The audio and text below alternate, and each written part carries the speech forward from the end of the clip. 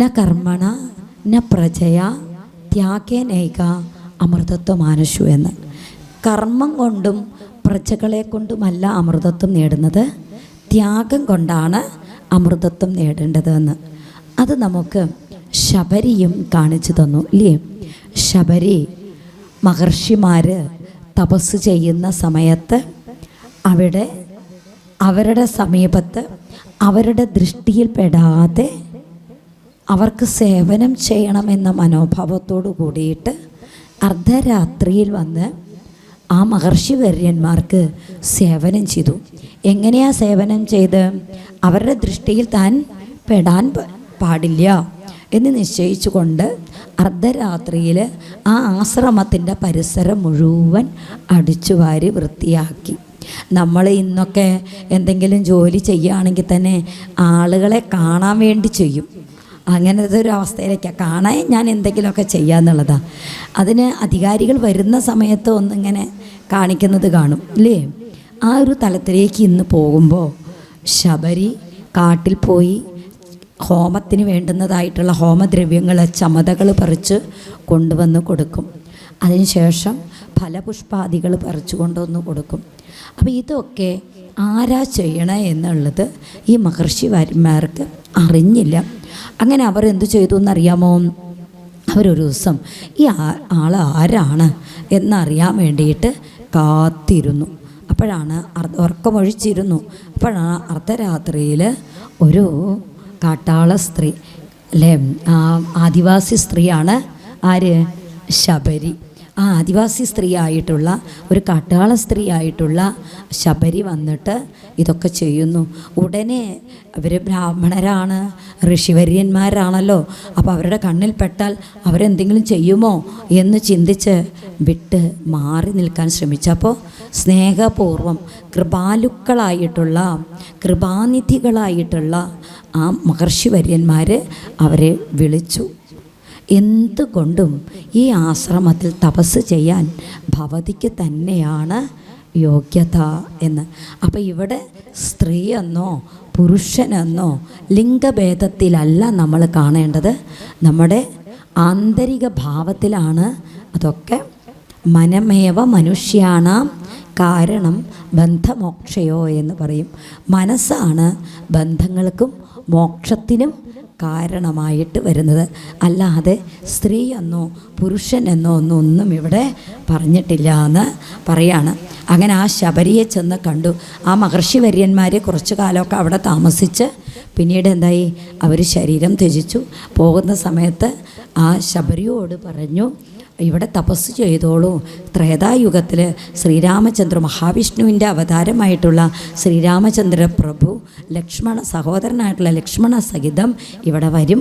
വന്നു കഴിഞ്ഞാൽ അവർക്ക് സീതാന്വേഷണത്തിന് വേണ്ടുന്നതായിട്ടുള്ള സഹായങ്ങളൊക്കെ ചെയ്തു കൊടുക്കുക, പറഞ്ഞു കൊടുക്കുക എന്നും പറഞ്ഞുകൊണ്ട് അവർ മഹർഷിവര്യന്മാർ അവരുടെ ശരീരത്തെ ത്യജിച്ചു. അങ്ങനെ അവിടെ ശ്രീരാമൻ വരുന്നതും കാത്തുകൊണ്ട് കാട്ടിൽ പോയി ഫലങ്ങൾ തേടിക്കൊണ്ടുവന്ന് ഏറ്റവും രുചിച്ച് ടേസ്റ്റ് ഏതിനാണോ ഏറ്റവും കൂടുതൽ അത് ശ്രീരാമന് മാറ്റിവെക്കുകയാണ് അല്ലേ? അത് മാറ്റിവെച്ച് ശ്രീരാമൻ വരേണ്ട ദിവസം ആഗതമായി. അന്നത്തെ ദിവസവും കാട്ടിൽ നിന്നൊരു പഴം കൊണ്ടുവന്ന് രുചിച്ച് നോക്കി അവിടെ ഏറ്റവും രുചികരമായ പഴം അവിടെ മാറ്റിവെച്ചു. ഭഗവാൻ അതിനെ വളരെ സന്തോഷപൂർവം ആ അമ്മയുടെ പ്രസാദത്തെ സ്വീകരിച്ച് ആ അമ്മയ്ക്ക് ഉപദേശം നൽകി എന്ന് പറയാം. വളരെ പ്രസിദ്ധമായിട്ടുള്ള ഉപദേശമാണ് അതെന്ന് പറയാണ്. അവിടുത്തെ പൂജയൊക്കെ ഞാൻ സ്വീകരിച്ചു എന്ന് പറഞ്ഞിട്ട് പറയാണ്.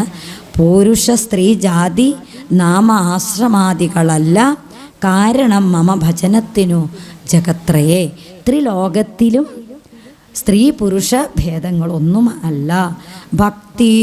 ഭക്തിയൊന്നൊഴിഞ്ഞു മറ്റില്ല, കാരണമേതും മുക്തി വന്നിടുവാനുമില്ല. മറ്റേതുമൊന്നും തീർത്ഥസ്നാനാദി തപോദാന വേദാധ്യയന ക്ഷേത്രോപവാസ യാഗാദ്യഖില കർമ്മങ്ങളാൽ ഒന്നിലാൽ ഒരുത്തനും കണ്ടുകിട്ടുകയില്ല. ക്ഷേത്രത്തിൽ തൊഴാൻ പോകുമ്പോൾ അടുത്തു നിൽക്കുന്നവൻ്റെ വിഷമസ്ഥിതിയെ മനസ്സിലാക്കാതെ അവൻ്റെ കാലുമ്പിലും ചവിട്ടിക്കൊണ്ട് അവൻ തൻ്റെ മുന്നിൽ നിൽക്കുന്നവനോട് ദേഷ്യപ്പെട്ടുകൊണ്ട് നമ്മൾ ക്ഷേത്രത്തിൽ പോയിട്ട് തൊഴുതാൽ അത് ഭക്തിക്ക് കാരണമാകും. അത് ഭഗവതി കാണുമോ? ഇല്ലേ? ഭഗവതിക്ക് അങ്ങനെയുള്ളവരുടെ ഭക്തിയൊന്നും ഇഷ്ടമല്ല. നിഷ്കാമമായ ഭക്തി വേണം.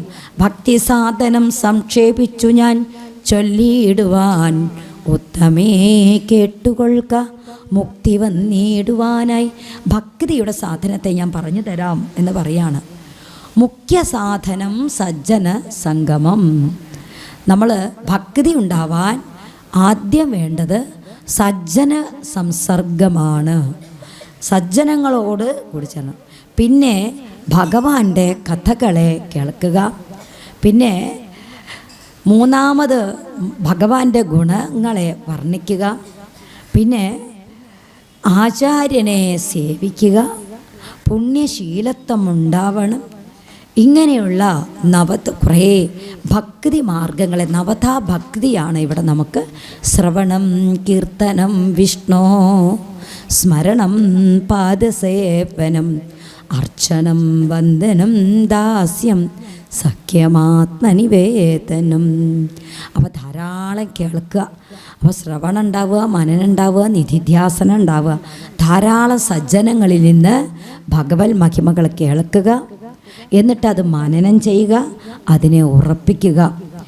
അതുപോലെ നവതാ ഭക്തി നമുക്ക് ഉണ്ടാവുകയാണെങ്കിൽ തീർച്ചയായിട്ടും അവരിലാണ് ഭഗവാൻ പ്രസാദിക്കുക. തുടങ്ങിയിട്ട് ഭക്തിയുടെ സാധനകളെ മുഴുവൻ അവിടെ ഉപദേശിച്ചു നൽകി. പിന്നീട് കിഷ്കിന്ധ ഖണ്ഡത്തിലേക്ക് പ്രവേശിച്ചു. അവിടെയാണ് നമ്മുടെ ഹനുമാൻജിയുമായിട്ടുള്ള അല്ലേ, നമ്മുടെ ഏറ്റവും വലിയ സേവകനും മഹാഭക്തനും സദാ ഹൃദയത്തിൽ രാമനാമത്തെ ഏറ്റിക്കൊണ്ട് നടക്കുന്ന ശ്രീരാമചന്ദ്ര പ്രഭുവിൻ്റെ പാദദാസനുമാണ്. അങ്ങനെയുള്ള ഹനുമാൻജിയും കിഷ്കിന്ധകാണ്ഡത്തിൽ വെച്ച് അവിടെ പമ്പാനദിയുടെ കരയിൽ കൂടെ അങ്ങനെ സഞ്ചരിച്ചു കൊണ്ടിരിക്കുന്നു. അങ്ങനെ ഇരിക്കുന്ന സമയത്താണ് ഋഷ്യമുഖാചലത്തിൽ നിന്ന് അവിടുന്ന് ആ ബാലിയുടെ സഹോദരനായിട്ടുള്ള സുഗ്രീവൻ തന്നെ കൊല്ലാൻ വേണ്ടി ബാലി വല്ലവരെയും പറഞ്ഞയച്ചതാണോ എന്ന് സംശയിച്ചു കൊണ്ട് ഹനുമാനെ പറഞ്ഞയക്കുകയാണ്. ഹനുമാനാണെങ്കിലോ നോക്കൂ, നല്ലൊരു വൈയാകരണൻ അല്ലെ, വ്യാകരണം നല്ല പഠിച്ച ആളാണ്. എന്ന് വെച്ചാൽ അബദ്ധമായിട്ട് ഒരു വാക്കും നാവിൽ നിന്ന് വീഴില്ല. ഒരു വടുവിൻ്റെ രൂപത്തിൽ ശ്രീരാമനെ ചെന്ന് കണ്ടു. ശ്രീരാമൻ കാര്യങ്ങളെല്ലാം അങ്ങോട്ടും ഇങ്ങോട്ടും കൃത്യമായിട്ട് ബോധിപ്പിച്ചു. അവിടുന്ന് ഹനുമാൻ സ്വാമി അവരെ രണ്ടുപേരെയും എടുത്തുകൊണ്ട് ഋഷ്യമുഖാചലത്തിലേക്ക് എത്തി. അവിടെ എത്തിയ ഋഷ്യമുഖാചലത്തിലെത്തിയ സമയത്ത് അവിടെ സുഗ്രീവനും മറ്റു വാനരന്മാർ കുറച്ച് പേര് സഹായികളൊക്കെ ഉണ്ട്. അങ്ങനെ ഇരിക്കുമ്പോൾ അവർ ചോദിച്ചു, നോക്കൂ, ഞങ്ങൾക്കൊരു ആഭരണ സഞ്ചയം കിട്ടിയിട്ടുണ്ട് ഇവിടുന്ന് ഉത്തരയത്തിൽ പൊതിഞ്ഞിട്ട്. അപ്പോൾ രാവണൻ സീതയെ കൊണ്ടുപോകുന്ന സമയത്ത് സീതാദേവി ഈ ആഭരണ പൊതി തൻ്റെ ഉത്തരീയത്തിൽ പൊതിഞ്ഞ് നിക്ഷേപിച്ചത്. ആരൊക്കെ കുറച്ച് പേരെ കണ്ടിട്ടുണ്ട് മുകളിൽ കൂടെ പോകുമ്പോൾ, ആകാശമാർഗേ പോകുമ്പോൾ.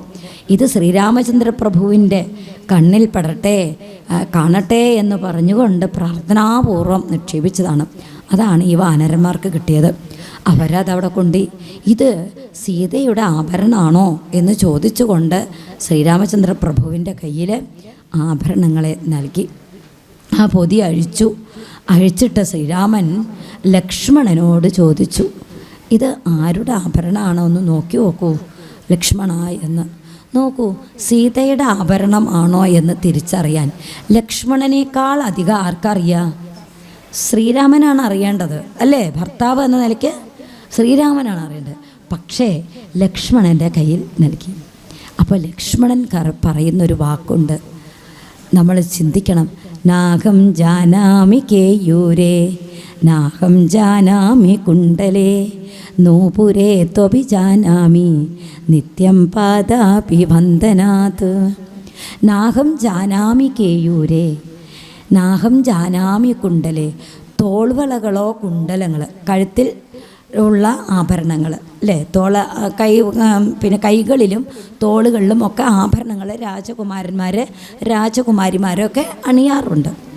അതോ അല്ലെങ്കിൽ മകരകുണ്ടലങ്ങളെന്നൊക്കെ പറയാറുണ്ട് അല്ലേ, കാതിലണിയുന്ന ആഭരണങ്ങളോ, ഇതൊന്നും എനിക്കറിയില്ല.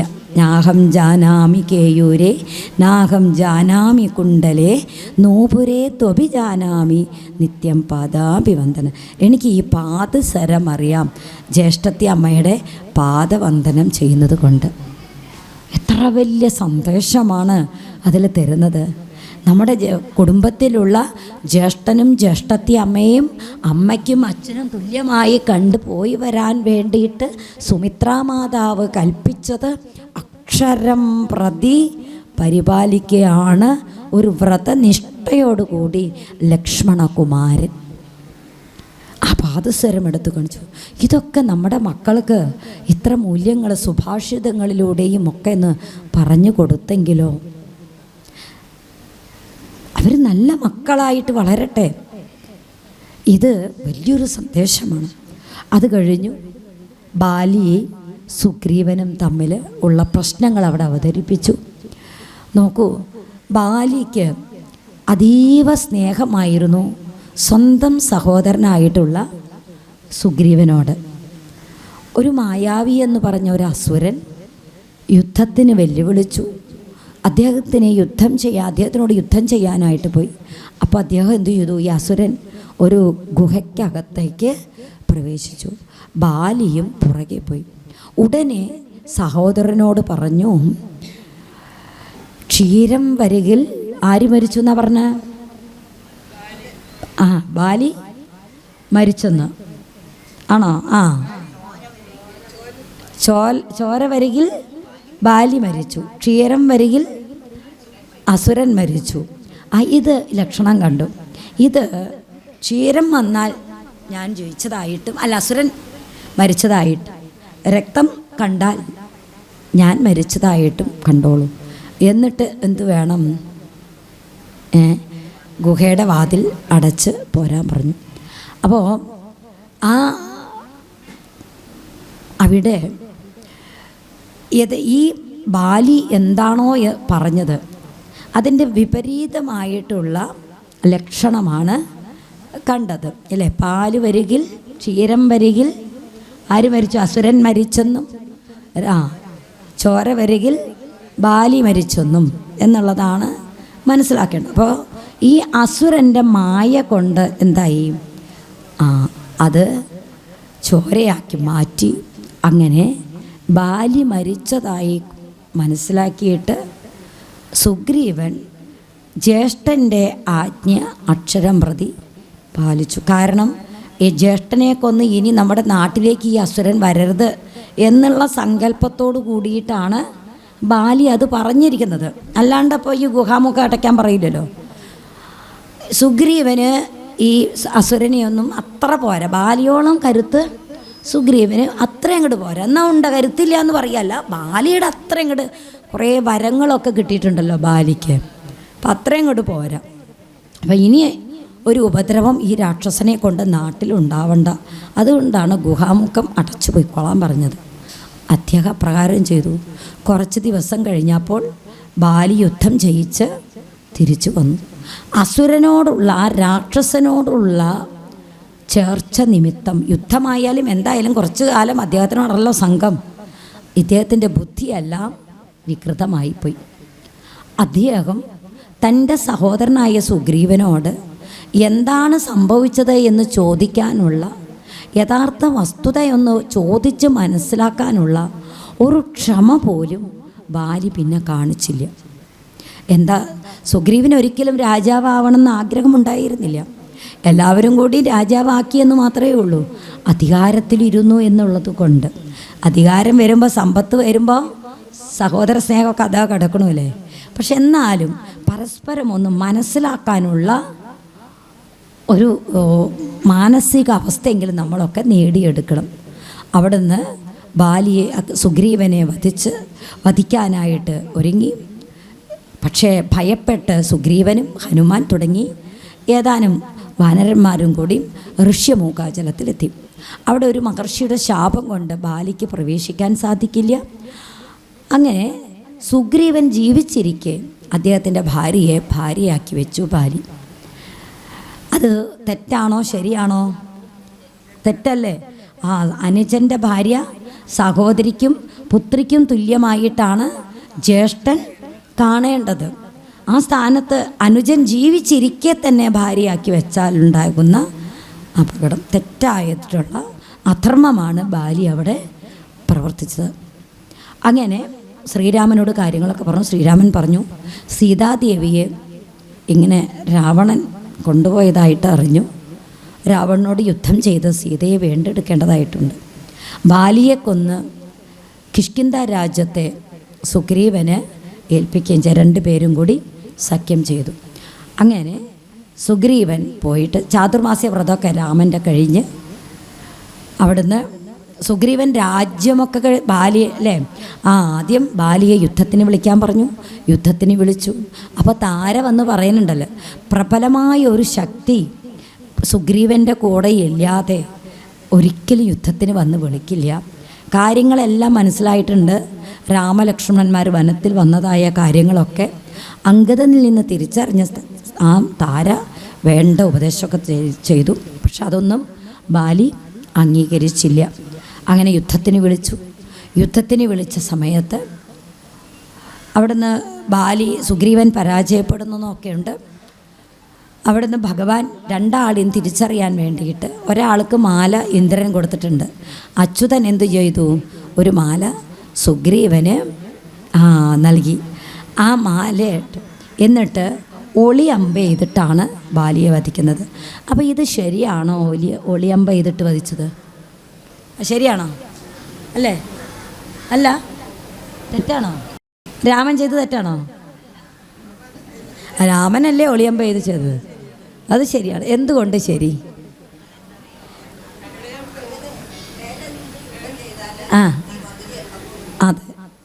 അതെ അതെ, ബാലിയും ആരാണോ ബാലിക്ക് എതിരായിട്ട് യുദ്ധം ചെയ്യണത് അവരുടെ ശക്തി പകുതി എതിർഭാഗത്ത് നിൽക്കുന്ന ആൾക്കാണ് കിട്ടുക. രാമൻ ശരിക്കും ഒരു സൈനികനാണ് അല്ലേ, യുവരാജാവാണ്. അദ്ദേഹത്തിന് അധർമ്മത്തെ എങ്ങനെ ഉന്മൂലനം ചെയ്യണമെന്ന് അറിയാം.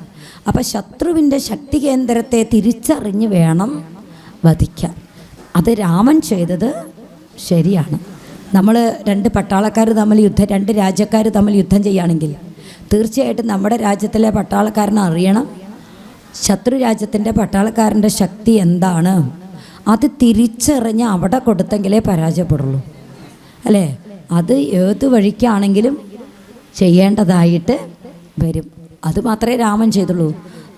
ഈ ഒരു കാര്യം രാമന് ബോധ്യമായിട്ടുണ്ട്, ബാലിക്കും ബോധ്യമായിട്ടുണ്ട്. പക്ഷെ നമ്മുടെ ആൾക്കാർക്ക് ബോധ്യമായിട്ടില്ല അല്ലേ. നോക്കൂ, അനുജനെ നാട്ടിൽ നിന്ന് ആട്ടി പറഞ്ഞയച്ച് അവൻ്റെ ഭാര്യയുമായിട്ട് ഇരിക്കുന്ന ഒരാളേക്ക് നമ്മൾ എന്താ സദ്യയൊക്കെ നൽകിയിട്ട് സ്വീകരിക്കുകയാണോ വേണ്ടത്? അല്ല, കഠിനമായ ശിക്ഷ തന്നെ നൽകണം. അത് തന്നെ രാമൻ ചെയ്തുള്ളൂ. ബാലിക്ക് തൻ്റെ തെറ്റ് മനസ്സിലായി.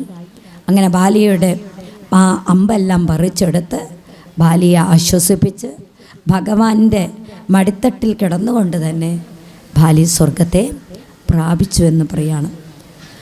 അതൊക്കെ കഴിഞ്ഞു.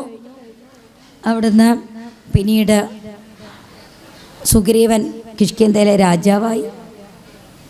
4 മാസത്തോളം ചാതുർമാസ്യ കാലം കഴിഞ്ഞ സമയത്ത് സുഗ്രീവൻ വരുന്നില്ല അല്ലേ. രാജസുഖം കാര്യങ്ങളൊക്കെ അനുഭവിക്കാൻ തുടങ്ങി. അപ്പോൾ അവിടെ ഒരു വരിയുണ്ട് അല്ലേ. എന്താ വരിയിൽ പറയുന്നുണ്ട്? പ്രത്യുപകാരം മറക്കുന്ന പുരുഷൻ ചത്തതിനൊക്കുമേ ജീവിച്ചിരിക്കലും. ഒരു ചെറിയ ഉപകാരമാണ് ഒരാൾ ചെയ്തതെങ്കിൽ നമ്മൾ വലുതായിട്ടുള്ള ഒരു ഉപകാരം ചെയ്യാൻ നമുക്ക് സാധിക്കണം. അല്ലെങ്കിൽ വലിയൊരു മനസ്സെങ്കിലും നമുക്ക് അവരോട് കാണിക്കാൻ സാധിക്കണം. അവനെ മനുഷ്യനായിട്ട് അല്ലെങ്കിൽ മനുഷ്യകുലത്തിൽ കാണാൻ പറ്റുള്ളൂ. ഏത് ജീവജാലങ്ങളായാലും അപ്പോൾ പ്രത്യുപകാരം. അപ്പോൾ ലക്ഷ്മണന് ദേഷ്യം വന്നു. അവിടുന്ന് കാര്യങ്ങളൊക്കെ അവിടെ ചെന്ന് അറിയിച്ചു. വേഗം സുഗ്രീവൻ അതിന് വേണ്ടുന്ന കാര്യങ്ങളൊക്കെ ഏർപ്പാടാക്കി.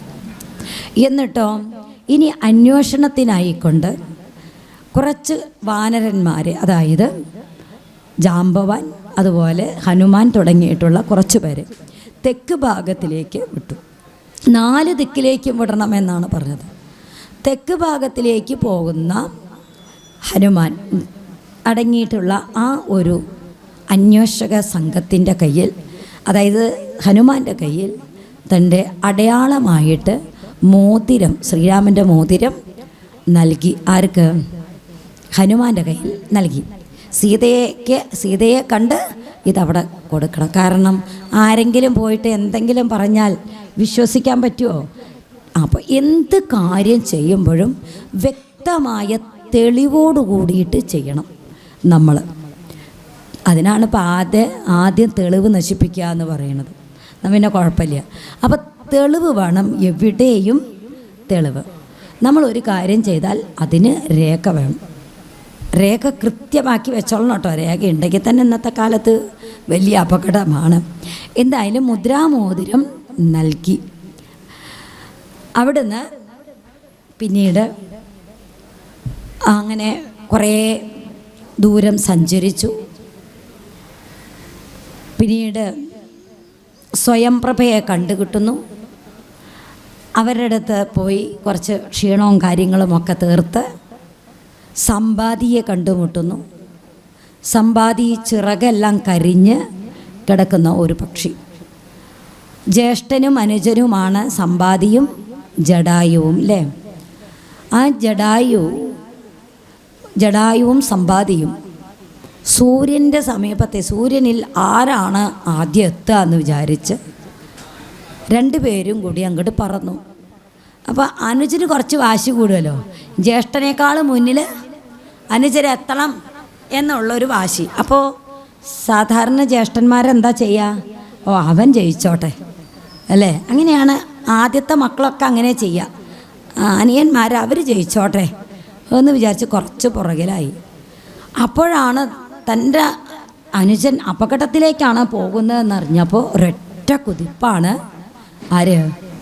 സമ്പാദി. അപ്പോൾ സമ്പാദിക്ക് സൂര്യൻ്റെ അടുത്തെത്താൻ കഴിവില്ലാഞ്ഞിട്ടല്ല, ജടായുവിനേക്കാൾ ഉയരത്തിൽ പറക്കാൻ കഴിവുണ്ട്.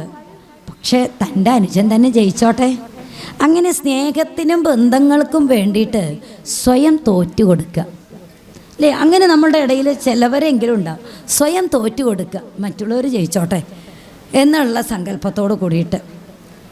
അങ്ങനെ പോയപ്പോൾ തൻ്റെ അനുജൻ അപകടത്തിലേക്ക് എത്തുന്നു എന്ന് മനസ്സിലായപ്പോൾ ഉടനെ ഒരു കുതിപ്പ്. അങ്ങനെ സൂര്യകിരണങ്ങളേറ്റ് ചിറകുകളെല്ലാം കരിഞ്ഞ് വീണു. ജടായുവിൻ്റെ വഴിക്ക് പറന്നും പോയി. ദശരഥൻ്റെ കൂട്ടുകാരനായിരുന്നു. രാമനെ വനത്തിൽ വേണ്ടത്ര സഹായിച്ചിട്ടുണ്ട്. സീതയെ കൊണ്ടുപോകുന്ന സമയത്ത് രാവണനെ എതിർത്ത് ചന്ദ്രഹാസത്താൽ പക്ഷം അറുത്ത് വെട്ടി വീഴ്ത്തി. അങ്ങനെ അവിടെ വീണു. ജടായുവിന് ഭഗവാൻ തന്നെ സംസ്കാര കർമ്മങ്ങളെല്ലാം ചെയ്തു. ഒരു മനുഷ്യന് കൊടുക്കാവുന്ന എല്ലാ ആദരവും ജടായുവിന് നൽകുന്നതായിട്ട് നമുക്ക് രാമായണം പറഞ്ഞു തരിക. മനുഷ്യന് മാത്രമല്ല ആദരവ്, സകല ജീവജാലങ്ങൾക്കും ആദരവ് നൽകണം. ഇപ്പോൾ പട്ടാളത്തിലൊക്കെ പ്രവർത്തിക്കുന്ന വലിയ നായ്ക്കളൊക്കെ ഉണ്ട് ഇല്ലേ? അവരെ സൈനികരെ സഹായിക്കുന്ന ഒരു പട്ടാളക്കാരൻ്റെ ഡ്യൂട്ടി ചെയ്യും. വലിയ വലിയ നായ്ക്കൾ, നല്ല പ്രാക്ടീസ് കൊടുത്തിട്ടുള്ള നായ്ക്കളുണ്ട്. അവരൊക്കെ മരിച്ചു കഴിഞ്ഞാൽ എന്താ ചെയ്യുക? ദേശീയ പതാക പുതപ്പിച്ചുകൊണ്ട് രാജ്യത്തിൻ്റെ ആദരവ് അവർക്ക് തന്നെ കൊടുക്കുന്നു. നമ്മളൊക്കെ മരിച്ചു കഴിഞ്ഞാൽ എന്താ ആദരവാണ് കിട്ടുന്നത്? ഒരു പട്ടിക്ക് പോലും, ഒരു രാജ്യത്തെ സ്നേഹിക്കുന്ന ഒരു നായയ്ക്ക് പോലും രാജ്യത്തിൻ്റെ ആദരവ്, ബഹുമതി നൽകുകയാണ്. ഇത്രയും ഉയർന്ന ബുദ്ധിയുള്ള നമുക്ക് കിട്ടുന്നുണ്ടോ അല്ലേ? ചിന്തിച്ച് നോക്കുക നമ്മൾ. അപ്പം അതിനൊക്കെ അർഹത അല്ലേ നമ്മൾ? അത് നമ്മൾ നിഷ്കാമ സേവനത്തിലൂടെ വേണം. ഒരു പക്ഷേ ഈ പട്ടികൾ അല്ലെങ്കിൽ ഈ നായ്ക്കൾ നമ്മുടെ ഇതിൽ ഉള്ള, അതായത് പട്ടാളത്തിലൊക്കെ ഉള്ള അവർക്ക് ശമ്പളമൊന്നും വേണ്ട അല്ലേ, ഭക്ഷണം മാത്രമാണ്. എത്ര അത് പോലീസ് നായൊക്കെ അല്ലേ, എത്ര നിഷ്കാമ സേവനമാണ്, അവരൊക്കെ അല്ലേ ആദരിക്കേണ്ടത്. നിഷ്കാമ സേവനമാണ് വലുത്. നോക്കൂ, ആ നിഷ്കാമ സേവനത്തിനാണ് രാമൻ ജടായുവിനെ ആ ഭക്തിയും, രാജഭക്തി, അതുപോലെ പ്രഭുവിനോടുള്ള ഭക്തി, നിഷ്കാമ സേവനം, ഇതൊക്കെ ജടായുവിൽ നമുക്ക് കാണാൻ കഴിഞ്ഞു. അങ്ങനെ ജടായുവിന് രാജോചിതമായിട്ടുള്ള ആ കാട്ടിൽ ഏത് തരത്തിലുള്ള ആദരവാണോ ചെയ്യാൻ പറ്റുക അത്തരത്തിലുള്ള ചെയ്തു. ഇനി മാത്രമല്ല പിണ്ടതർപ്പണം കൂടിയും ചെയ്തു അല്ലേ. അപ്പോൾ നമ്മൾ ആർക്കൊക്കെ പിണ്ടം വയ്ക്കാം? സ്വന്തം അച്ഛനും അമ്മയും മരിച്ച അവർക്ക് മാത്രമൊന്നുമല്ല, മറ്റു ബന്ധുമിത്രാദികൾക്കൊക്കെയും സങ്കല്പിച്ച് തർപ്പണം ചെയ്യാം. അതൊക്കെ വേണം. നമ്മുടെ സുഹൃത്തുക്കൾ നമ്മളെ ഒറ്റ സുഹൃത്തുക്കൾ മരിച്ചാൽ അവരെയും നമ്മൾ പുണ്യ ജലാശയത്തിൽ പോയി സങ്കല്പിക്കാം. അതൊക്കെയാണ് രാമായണം നമുക്ക് കാണിച്ചു തരുന്നത്. അതിനുശേഷം പിന്നീട് ഈ സമ്പാദി കാര്യങ്ങളെല്ലാം പറഞ്ഞ് മനസ്സിലാക്കി 100 യോജന ചാടണം. എവിടേക്ക്? ലങ്കയിൽ എത്തണമെങ്കിൽ. നമ്മളുടെ കണ്ണിനേക്കാളും കാഴ്ച ശക്തി ഗരുഡനുണ്ട്. അതീവ ഉയരത്തിൽ പറക്കുന്ന ഗരുഡന് ഏറ്റവും താഴെ കിടക്കുന്ന, ഭൂമിയിൽ കിടക്കുന്ന അതിൻ്റെ ഇരയെ കാണാൻ സാധിക്കുന്നു. മനുഷ്യൻ എന്തിൻ്റെ പേരിലാണ് അഹങ്കരിക്കേണ്ടത്? നമ്മളെക്കാളൊക്കെ ഇന്ദ്രിയ ശക്തി ഇരട്ടിയുള്ള ജീവജാലങ്ങൾ ഇവിടെ ഉണ്ട്. അപ്പോൾ പറഞ്ഞു, ഞാനൊരു ഗൃധ്രനായതുകൊണ്ട് എനിക്ക് ലങ്കയിൽ ഇന്ന സ്ഥലത്ത് സീത ഇരിക്കണോ എന്ന് ഇവിടുന്ന് നോക്കിയാൽ തന്നെ കാണാൻ സാധിക്കും എന്ന് പറയാണ്. പക്ഷെ 100 യോജനയുണ്ട്. അത് ആര് ചാടിക്കടക്കും എന്നായി. എല്ലാവരും ഓരോരുത്തരും വന്നിട്ട് എനിക്ക് 10 യോജന ചാടാൻ പറ്റും, എനിക്ക് 50 യോജന ചാടാൻ പറ്റും. ഇങ്ങനെ ഓരോരുത്തരും ഇങ്ങനെ ചിന്തിക്കുകയാണ്. പലവരും പലതും ചിന്തിച്ചു. രാമായണത്തിൽ രാ മാ എന്ന 2 അക്ഷരമില്ലാത്ത വരികൾ ഈ സമുദ്രലംഘന ചിന്തയിൽ അവിടെ ആവതല്ലാത്തതു ചിന്തിച്ചു ഖേദിച്ചു ചാവതിന്നെന്തവകാശം കപികളെ. ഇതിൽ ര എന്ന മാ എന്ന 2 അക്ഷരമില്ല. ബാക്കി ഓരോ വരികളിലും നമുക്ക് ആ ഓരോ ശ്ലോകത്തിലും എവിടെയെങ്കിലും നമുക്ക് ര എന്നും മാ എന്നും ഉള്ള അക്ഷരം ഉണ്ടാവും. അതില്ലാത്ത വരികൾ ആണ് ഒന്ന്. ആവതല്ലാത്തതു ചിന്തിച്ചു ഖേദിച്ചു ചാവതിനെന്തവകാശം കപികളെ. ഈ ഒരു വരി ഇവിടെ മാത്രമല്ല, നമ്മുടെ ജീവിതത്തിലേക്കും അത് കൊണ്ടുവരണം. നമ്മളും വേണ്ടാത്ത കാര്യങ്ങളൊക്കെ ചിന്തിച്ച് കൂട്ടി ആത്മഹത്യയിലേക്കും അല്ലെങ്കിൽ ഒരു വിഷാദ രോഗത്തിലേക്കും പോകുമ്പോൾ ഈ നമ്മളെ കൊണ്ടാവാത്ത കാര്യങ്ങൾ എന്തിന് ചിന്തിച്ചിട്ട് ചാവണം? എന്തിന് ചിന്തിച്ച് നശിക്കണം? ആവുന്ന കാര്യങ്ങളെക്കുറിച്ച് ചിന്തിക്കൂ. നമ്മളെപ്പോഴും സാധിക്കാത്ത കാര്യങ്ങളെക്കുറിച്ച് ചിന്തിക്കുമ്പോൾ സാധ്യതയുള്ള കാര്യങ്ങളെക്കുറിച്ച് ചിന്തിക്കാതെ പോവുകയാണ്. അപ്പോൾ സാധ്യത എവിടെയാണോ ഉള്ളത്, നമുക്ക് എന്തൊക്കെ സാധിക്കുമെന്നുള്ള ചിന്തയാണ് നമുക്ക്. അതാണ് ജീവിതത്തിലേക്ക് നമ്മളെ നയിക്കുക. ഒരു പുനർജീവിതത്തിലേക്ക് നമ്മളെ നയിക്കുന്നത് സാധിക്കുന്ന കാര്യത്തെക്കുറിച്ച് ചിന്തിക്കുമ്പോഴാണ്. സാധിക്കാത്ത കാര്യങ്ങളെക്കുറിച്ച് ചിന്തിപ്പിക്കുമ്പോൾ അല്ല എന്നുള്ളത് മനസ്സിലാക്കാം. എന്നിട്ട് അവർ പറഞ്ഞു, തീർച്ചയായിട്ടും നമ്മുടെ ഇടയിൽ ഒരാൾക്കതിന് സാധിക്കും എന്ന് പറഞ്ഞു. അതാണ് ഹനുമാൻ. നോക്കൂ, ശ്രീരാമചന്ദ്ര പ്രഭു ഒന്നും കാണാതെ അല്ലല്ലോ ഹനുമാൻ്റെ കയ്യിൽ, വേറെ ആരുടെ കയ്യിൽ ആ മോതിരം നൽകിയില്ല. ശ്രീരാമന് വ്യക്തമായിട്ട് അറിയാം ഇന്ന ആൾക്ക് സാധിക്കുമെന്ന്. അപ്പോൾ മോതിരം ഹനുമാൻജിയുടെ കയ്യിലുണ്ട്. അപ്പോൾ നമുക്ക് ചെന്നിട്ട് അദ്ദേഹത്തിനെ ഒന്ന് ഉണർത്തണം.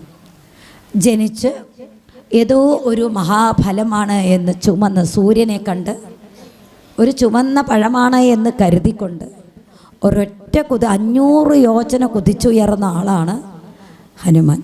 അപ്പോൾ വീണ്ടും കുതിക്കുന്നു എന്ന് കണ്ടപ്പോൾ ഇന്ദ്രൻ ആ ചുണ്ട് ഒന്ന് അങ്ങോട്ട് വീശി വാളുകൊണ്ട് അങ്ങോട്ട് അങ്ങനെ പതിച്ചു. ആ ഹനുമാന് 100 യോജന എന്ന് പറഞ്ഞാൽ നിഷ്പ്രയാസം. പക്ഷേ എന്ത് വേണം? അദ്ദേഹത്തിൻ്റെ ഉള്ളിലുള്ള കഴിവിനെ ഒന്ന് തട്ടി ഉണർത്തിയെടുക്കണം. നമ്മളുടെ ഉള്ളിലും അനന്തമായ ശക്തിയുടെ ഉറവിടം നമുക്കുണ്ട്. അനന്തമായ ശക്തിയുടെ ഉറവിടം നമ്മളിലുണ്ട്. പക്ഷെ നമ്മളാരും അത് പൊടി തട്ടിയെടുക്കുന്നില്ല. അല്ലെങ്കിൽ പൊടി തട്ടത്തക്ക ആളുകളുടെ അടുത്ത് നമ്മൾ എത്തിപ്പെടുന്നില്ല എന്നുള്ളതാണ്. അങ്ങനെ എത്തിപ്പെടുക, അതാണ് ഒരു ഗുരുവിൻ്റെ സമീപത്ത് നമ്മൾ എത്തിപ്പെടുമ്പോൾ നമ്മളുടെ അനന്തമായ ശക്തിയെ അവർ ഉണർത്തിത്തരും. അത്രേ വേണ്ടുള്ളൂ. അങ്ങനെ ജാമ്പവാൻ ചെന്ന് ഹനുമാൻജിയോട് അദ്ദേഹത്തിൻ്റെ ഗുണഗണങ്ങളെയൊക്കെ വർണ്ണിച്ച്, അങ്ങക്ക് ഇത്രയ്ക്ക് ശക്തിയില്ലേ? ശിവൻ്റെ ബീജമായിട്ട് പാർവതീദേവിയുടെ ഉദരത്തിൽ ഒരിക്കൽ പിറന്ന് വീണ്ടും അത് അഞ്ജന എന്ന അമ്മയുടെ വായുവിൻ്റെ പുത്രനായിക്കൊണ്ട് പിറന്നവനാണ്. സാക്ഷാൽ മഹാദേവ പുത്രൻ തന്നെയാണ് ആര്? ഈ ഹനുമാൻ സ്വാമി. അങ്ങനെയുള്ള ഹനുമാൻ സ്വാമിക്ക് സാധിക്കാത്തതായിട്ട് എന്തുണ്ട്? അപ്പോൾ പൂർവജന്മ കഥകളും അവിടുന്ന് അദ്ദേഹത്തിൻ്റെ ബല ഗുണഗണങ്ങളെയൊക്കെ വർണ്ണിച്ചു. അദ്ദേഹത്തിന് മനസ്സിലായി തനിക്കതിന് സാധിക്കും. മാത്രമല്ല, രാമനാമ അങ്കുലിയം എൻ്റെ കയ്യിൽ ഉള്ളിടത്തോളം കാലം തനിക്കൊരു അധപതനം വരില്ല. ഈ ഒരു ഉറപ്പ് നമുക്ക് ഓരോരുത്തർക്കും വേണം. രാമനാമം നമ്മൾ എവിടെ ധരിക്കണം? നമ്മുടെ ഹൃദയത്തിൽ രാമനാമം ഉള്ളിടത്തോളം കാലം നമുക്കൊരു പരാജയം ഉണ്ടാവില്ല. നമുക്ക് ജീവിതത്തിൽ ഏറ്റവും കൂടുതൽ നമുക്ക് ശക്തി സ്രോതസ്സാണ് രാമമന്ത്രം. അത് ഹനുമാന് മാത്രമല്ല നമുക്ക്. പക്ഷേ ഹനുമാനെ പോലെ ദൃഢത നമുക്കുണ്ടാവണം എന്ന് മാത്രം. അതാണ് ഹനുമാന് നമ്മളും തമ്മിലുള്ള ഒരു വ്യത്യാസം. ഇത്രയേ ഉള്ളൂ. അപ്പോൾ അങ്ങനെ പറഞ്ഞു. വേഗം ഹനുമാൻ തൻ്റെ ബലവീര്യങ്ങളെല്ലാം കാണിച്ചുകൊണ്ട് കൈകളൊക്കെ ഏറ്റം ഉയർത്തിക്കൊണ്ട് അവിടുന്ന് ആ സമുദ്രത്തെ ചാടി മറുകര എത്താൻ വേണ്ടി പോയി. ഹനുമാൻ ഒരു തീരുമാനമെടുത്തിരുന്നു. സീതാദേവിയെ കണ്ടല്ലാതെ എൻ്റെ പ്രഭുവായിട്ടുള്ള ശ്രീരാമൻ്റെ കാര്യം സാധിച്ചല്ലാതെ എനിക്ക് ഇനിയൊരു വിശ്രമമില്ല. അശ്രാന്ത പരിശ്രമം അന്തിമ വിജയം. നമ്മൾ നല്ല പോലെ പരിശ്രമിക്കണം. പരിശ്രമമാണ് വിജയത്തിന് ആധാരം. പരിശ്രമിക്കാത്തവന് വിജയത്തിൻ്റെ പേര് പോലും പറയാൻ അധികാരിയല്ലവർ. അങ്ങനെ ആ ലവണജലനിധി ശതക യോജനാവിസ്തൃതം ലംഘിച്ചു ലങ്കയിൽ ചെല്ലുവാൻ മാരുതി മനുജ പരിവൃഢ ചരണ നളിനയുഗളം മുത മാനസേ ചിന്തിച്ചുറപ്പിച്ചു നിശ്ചലം. ഭഗവാന്റെ പാദകമലത്തെ അങ്ങോട്ട് മനസ്സിലങ്ങോട്ട് ഉയർത്തി വളരെ മനോഹരമായിട്ട് ചൊല്ലാൻ ഒരു മനോഹര കളകാഞ്ചി വൃത്തത്തിൽ വാക്കുകളുടെയും അക്ഷരങ്ങളുടെയും ഒരു അക്ഷരങ്ങളുടെ ഒരു ചെപ്പാണത് അല്ലേ. എന്ത് മനോഹരമായിട്ട് അത് വർണ്ണിച്ചിരിക്കുന്നത് അല്ലേ. നമ്മൾക്ക് തന്നെ ഈ മലയാളം ശരിക്കും നന്നായിട്ട് ചൊല്ലാൻ, വാക്കുകൾ ഉച്ചരിക്കാൻ നമുക്ക് സാധിച്ചാൽ ഈ ലോകത്തിലെ ഏത് ഭാഷയും നമുക്ക് സംസാരിക്കാൻ സാധിക്കും. അതിന് വേണ്ടിയിട്ട് ആദ്യമേ ഇംഗ്ലീഷാണ് പഠിപ്പിക്കുക. ഇംഗ്ലീഷിലെ അക്ഷരങ്ങൾ എവിടുന്നാണ് വരുന്നത് അതൊക്കെ പഠിക്കണം കേട്ടോ. പഠിക്കണ്ടെന്നൊന്നും പറയുന്നില്ല. ഇംഗ്ലീഷ് ഭാഷ മലയാളം പഠിച്ച ഒരു വ്യക്തിക്ക് ലോകത്തിലെ ഏത് ഭാഷയും സംസാരിക്കാൻ സാധിക്കും. 100% ഉറപ്പാണ്. സംസ്കൃതം പഠിച്ച ഒരു വ്യക്തിക്ക് ലോകത്തിലെ ഏത് ഭാഷയും സംസാരിക്കാൻ സാധിക്കും.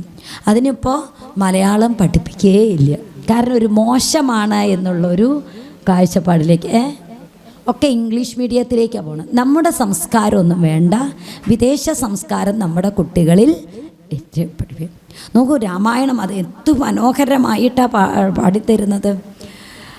ഇംഗ്ലീഷുകാർക്ക് തിരുവനന്തപുരം എന്ന് പറയാൻ വളരെ പ്രയാസമാണ് ആയതുകൊണ്ട് ട്രിവാൻഡ്രമാക്കി അല്ലേ, ട്രിവാൻഡ്രം അല്ലേ.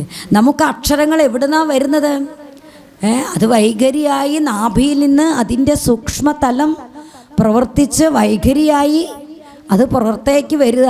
കണ്ഠത്തിൽ നിന്ന് ഓഷ്ടം വരെയുള്ള ഭാഗങ്ങളിലൂടെ തട്ടിയാണ് ഓരോ അക്ഷരങ്ങൾക്കും ഓരോ സ്ഥാനങ്ങളുണ്ട്. ഈ സ്ഥാനങ്ങളിലൂടെ അല്ലാതെ ഈ ലോകത്തിലെ ഒരു ഭാഷയിലെ അക്ഷരങ്ങളും പുറത്തേക്ക് വരുന്നില്ല. അതുകൊണ്ട് തന്നെ മലയാള ഭാഷ നന്നായിട്ട് പഠിക്കാൻ സാധിക്കണം. അപ്പോൾ ഈ രാമായണം തന്നെ നമുക്ക് വായിക്കാൻ നമ്മുടെ കുട്ടികളെ പഠിപ്പിച്ചാൽ മതി. അതെ ആ മാതൃഭാഷ ഇവിടെ അത്ര കണ്ട് വിമുഖനായിട്ട് മാറിയിരിക്കുകയാണ് നമ്മളുടെ സമാജം എന്ന് പറയാണ്. അപ്പോൾ ഭഗവാൻ ഹനുമാൻ സ്വാമി അവിടേക്ക് പ്രവേശിക്കുന്നു. ഈ സമയത്ത് നമ്മൾ ഏതൊരു കാര്യത്തിലേക്ക് പ്രവേശിക്കുമ്പോഴും അവിടെ വിഘ്നങ്ങൾ ആദ്യം വരും. ആദ്യം നമ്മൾക്ക് വിഘ്നങ്ങളാണ് ഉണ്ടാവുക. വിഘ്നങ്ങൾ കഴിഞ്ഞാൽ പിന്നെ പ്രലോഭനം. വിഘ്നങ്ങളെ തരണം ചെയ്താൽ അടുത്ത് വരുന്നത് പ്രലോഭനമായിരിക്കും അല്ലേ. പ്രലോഭനം കഴിഞ്ഞാൽ അതിൽ നമ്മൾ വീണ്ടിട്ടില്ലെങ്കിൽ വീണ്ടും വിഘ്നങ്ങൾ വരും. വീണ്ടും വിഘ്നങ്ങളായിട്ടല്ല വരിക, വീണ്ടും നമുക്ക് അതികഠിനമായ പരീക്ഷണങ്ങൾ നമ്മുടെ മുന്നിൽ വീണ്ടും വരും. അപ്പോൾ ഇതിനെയൊക്കെ തരണം ചെയ്യാൻ സാധിച്ചെങ്കിൽ മാത്രമാണ് ആത്മവിദ്യയാകുന്ന സീതയെ കരസ്ഥമാക്കാൻ സാധിക്കുകയുള്ളൂ. നമ്മളൊക്കെ എവിടേക്കെങ്കിലും പോകുമ്പോൾ അല്പം ഒരു വിഘ്നങ്ങളോ തടസ്സങ്ങളോ കണ്ടാൽ പിന്തിരിയുന്നവരാണ്. ഇന്ന് വേണ്ട, ഇന്നിപ്പോൾ വീട്ടിൽ നിന്ന് ഈ അമ്പലത്തിൽ തൊഴാൻ പോകണമെന്ന് വിചാരിച്ചു, പക്ഷേ മഴ ചാറുന്നു, ലക്ഷണമൊന്നും ശരിയല്ല, വേണ്ട. ഇതങ്ങനെ ചിന്തിച്ചിട്ട് പിന്നാക്കം തിരിയുന്നവരാണ് നമ്മൾ, പിന്നോട്ട് പോകുന്നവരാണ് നമ്മളൊക്കെ. കഠിനമായിട്ടുള്ള പ്രശ്നങ്ങൾ വരുന്നപ്പോഴും ഹനുമാൻ സ്വാമിജി അതിനെ അതിജീവിക്കുക തന്നെ ചെയ്തു. നോക്കും, മാർഗവിഘ്നത്തിലായിട്ട് ആദ്യം വന്ന ആളാണ് ആര്? സുരസ അല്ലേ. സുരസയോട് പവന സുതഗതിമു മുടക്കുവാൻ തൂർണം നടന്നിതു നാഗജനനിയും ത്വരിതമനിലജമതി ബലങ്ങൾ അറിഞ്ഞതി സൂക്ഷ്മദൃശ വരികെന്നതു കേട്ടവൾ ഗഗനപതി പവന സുത ജവഗതി മുടക്കുവാൻ ഗർവേണ ചെന്നു തൽസന്നിധവുമേവിനാൾ. കഠിനതരമലറി അവൾ അവനോടുര ചെയ്തിതു, കണ്ടീലയോ ഭവാനെന്നെ കപിവരാം. ഭയരഹിതം ഇതുവഴി നടക്കുന്നവർകളെ, ഭയരഹിതം ഈ സുരസി ഉണ്ട് എന്ന് കേട്ടാൽ തന്നെ ആ വഴിക്ക് പൊതുവെ ആരും പോകാറില്ല. ഇനി ഭയരഹിതമായിട്ട് ആരെങ്കിലും വന്നിട്ടുണ്ടെങ്കിൽ ഭക്ഷിപ്പതിഞ്ഞുമാം കൽപ്പിച്ചതീശ്വരൻ, അവരെ ഭക്ഷിക്കാൻ വേണ്ടിയിട്ട് കൽപ്പിച്ചതീശ്വരൻ, ഈശ്വരൻ കൽപ്പിച്ചിട്ടുണ്ട് എന്ന് പറഞ്ഞു. വീര വിശപ്പെനിക്കേറ്റമുണ്ടോർക്ക നീ. എപ്പോഴെങ്കിലുമൊക്കെയാണ് എന്ത് കിട്ടുള്ളൂ? വല്ല ആഹാരം എപ്പോഴെങ്കിലേ കിട്ടുള്ളൂ. കാരണം ഭയമുള്ളവരാരും ആ വഴിക്ക് പോകില്ല. പിന്നെ എപ്പോഴെങ്കിലാണ് ഇത്തിരി ആഹാരം കിട്ടുക. ഇപ്പം എനിക്ക് കുറേ നാളുകളായി ഭക്ഷണം കിട്ടിയിട്ട് എന്നെ പേടിച്ച് ആരും ഈ വഴി വരുന്നില്ല, വന്നാലല്ലേ കിട്ടുള്ളൂ.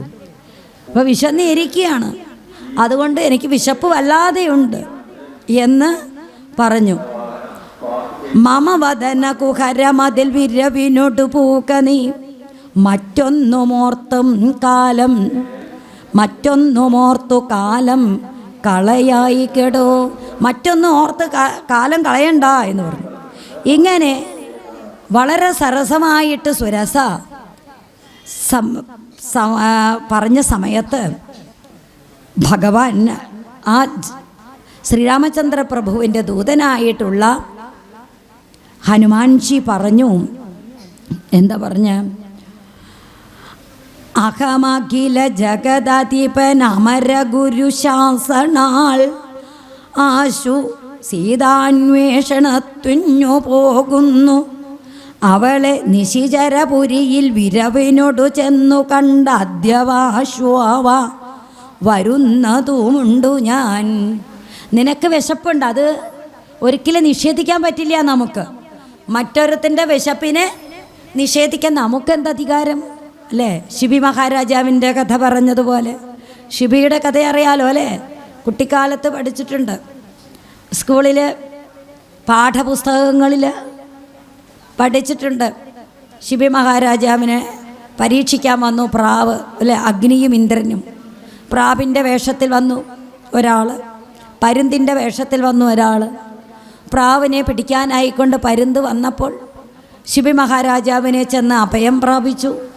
അഭയം പ്രാപിച്ചവർ രക്ഷിക്കുക തൻ്റെ കടമയാണ് എന്ന് രാജാവും ഒപ്പം തന്നെ പറഞ്ഞു, എൻ്റെ വിശപ്പ് എൻ്റെ ആഹാരമാണ്, അതുകൊണ്ട് എനിക്ക് ആഹാരത്തിന് അവകാശമുണ്ട്, അതുകൊണ്ട് അത് തരണം എന്ന് പറഞ്ഞു. അപ്പോൾ ഇതിൻ്റെ രക്ഷയ്ക്ക് വേണ്ടി അങ്ങക്ക് ഈ പ്രാവിൻ്റെ തൂക്കത്തിലുള്ള മാംസം എൻ്റെ ശരീരത്തിൽ നിന്ന് അരിഞ്ഞെടുത്തോളാൻ പറഞ്ഞു. പ്രാവിനെ തുലാസിൽ വെച്ച സമയത്ത് എത്ര മാംസം അരിഞ്ഞെടുത്തിട്ടും പ്രാവിൻ്റെ തൂക്കത്തിനൊപ്പമാകുന്നില്ല. പിന്നെ സ്വയമേവ അവിടെ കയറിയിരുന്നു, കൊത്തി നിന്നോളാൻ പറഞ്ഞു. എന്നാൽ അത്രമാത്രം മറ്റു ജീവജാലങ്ങളെ രക്ഷിക്കണം, അഹിംസാ പരമോ ധർമ്മ. ഇങ്ങനെ അഹിംസാ പരമോ ധർമ്മ, ലോകാ സമസ്ത സുഖിനോ ഭവന്തു വസുധൈവ കുടുംബകം എന്ന സന്ദേശം ലോകത്തിന് നൽകുന്ന സനാതന ധർമ്മത്തിൻ്റെ കീഴിൽ ഏത് മതസ്ഥർക്കും സന്തോഷമോടെ ജീവിക്കാം. ഒരു സംശയവും വേണ്ട. അവർ നമ്മളെ ഭയപ്പെടേണ്ട, എല്ലാവരെയും സഹിഷ്ണുതയോടെ കൊണ്ടുവരുന്നവരാണ്, കൊണ്ട് നടക്കുന്നവരാണ്. അതുകൊണ്ടാണ് അവരെ നമ്മളൊക്കെ വിദേശത്തുനിന്ന് വരുമ്പോൾ കൈ രണ്ടും നീട്ടി ആരാധനാലയങ്ങളും ഇവിടുന്ന് പെണ്ണും മണ്ണും നൽകി ഇവിടെ വസിപ്പിച്ചത് അല്ലേ? നമ്മളോടുള്ള കർത്തവ്യവും കടമയും എത്ര ജന്മം കഴിഞ്ഞാലും അവർക്കത് വീട്ടിയാൽ ഭാരത മണ്ണിനോടുള്ള കർത്തവ്യം തീരാൻ പോകുന്നില്ല, കർത്തവ്യബോധമുള്ളവരാണെങ്കിൽ അല്ലേ? അപ്പോൾ അതുകൊണ്ട് സുരസ എന്ന് പറഞ്ഞ സ്ത്രീയുടെ വിശപ്പിന് പ്രാധാന്യമുണ്ട്.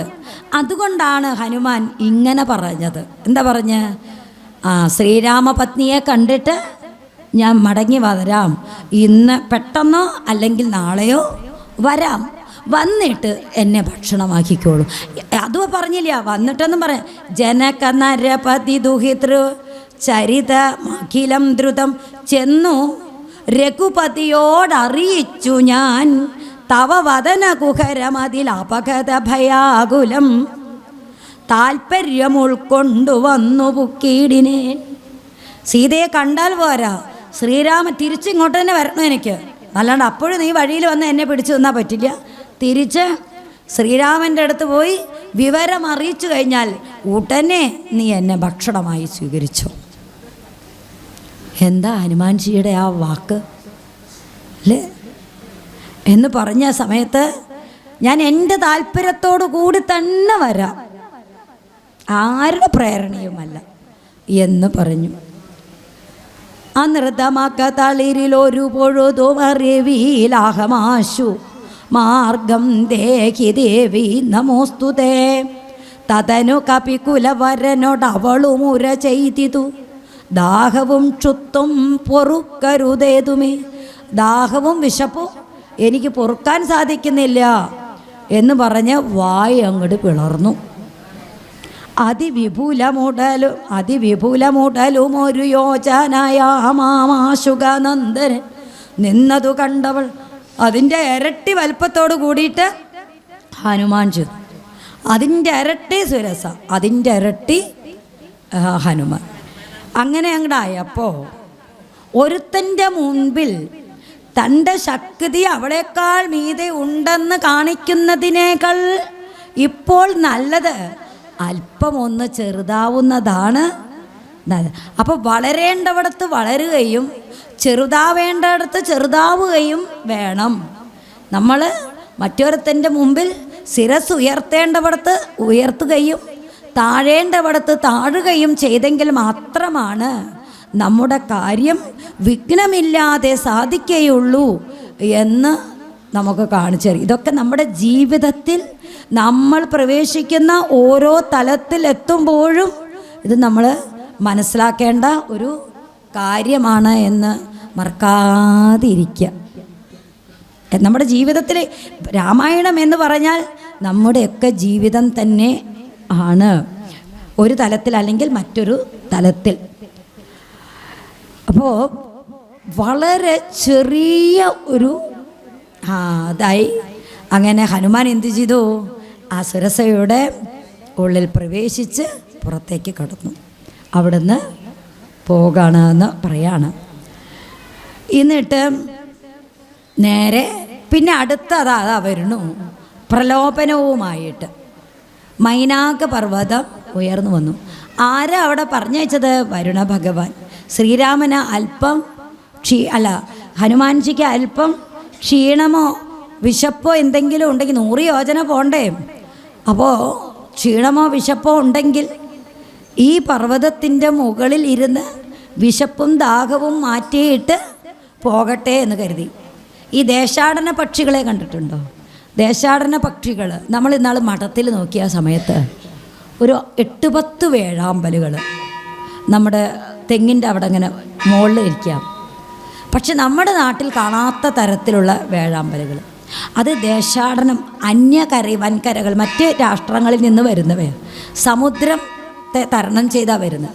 അപ്പോൾ അവർ ചിലവർക്ക് ഒരൊറ്റ പറക്കലിൽ തന്നെ അടുത്ത രാഷ്ട്രത്തിലേക്ക് എത്താൻ സാധിക്കും. നമുക്ക് സാധിക്കുമോ?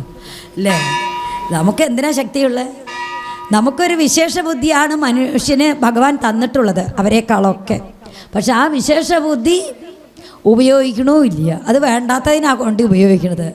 അപ്പോൾ മനുഷ്യനേക്കാൾ നല്ലത് അവരൊക്കെ തന്നെയാണ്, അല്ലേ? ഒരു 8-10 അങ്ങോട്ട് വന്നിരുന്നു. നല്ല മനോഹരമായിട്ടൊരു കാഴ്ചയായിരുന്നു അത്. അപ്പോൾ അവർക്ക് നോക്കൂ, പ്രകൃതിയുടെ കരുണയൊന്ന് മനസ്സിലാക്കുക. വലിയ അർണവം, എത്രയോ യോജന വീതിയും നീളവുമുള്ള അർണവത്തിൻ്റെ മധ്യത്തിലും ദ്വീപുകളുണ്ട്. പറന്ന് വരുമ്പോൾ ഇക്കരയിലേക്ക് എത്തിയില്ലെങ്കിൽ അവർക്ക് പാതി വഴിക്ക് വെച്ച് വിശ്രമിക്കാനും ഭക്ഷണം തേടാനും ഉള്ളതൊക്കെ പ്രകൃതി അവർക്ക് ഒരുക്കി വച്ചിരിക്കുന്നു. അതുപോലെ ഹനുമാൻജിക്ക് അവിടെ മൈനാകപർവ്വതം എന്ന ഒരു ദ്വീപ്, അല്ലേ, അവിടെ പൊങ്ങി വന്നു. എന്നിട്ട് വേണ്ട രീതിയിൽ ഭക്ഷണവും വെള്ളവുമൊക്കെ കുടിച്ച് ക്ഷീണമൊക്കെ മാറ്റി പോയാൽ മതിയെന്ന്. പക്ഷേ ഹനുമാൻജിയുണ്ടോ? രാമകാര്യാർത്ഥം പോകുകയാണ്. ഇതുപോലെ നമുക്ക് നല്ല പോലെ ലക്ഷ്യബോധമുണ്ടെങ്കിൽ നമ്മളെന്തായും അശ്രാന്ത പരിശ്രമം ചെയ്യും. ലക്ഷ്യബോധം ആദ്യമേ നമ്മുടെ ഉള്ളിൽ ഉണ്ടായിരിക്കണം, ലക്ഷ്യസ്ഥാനം.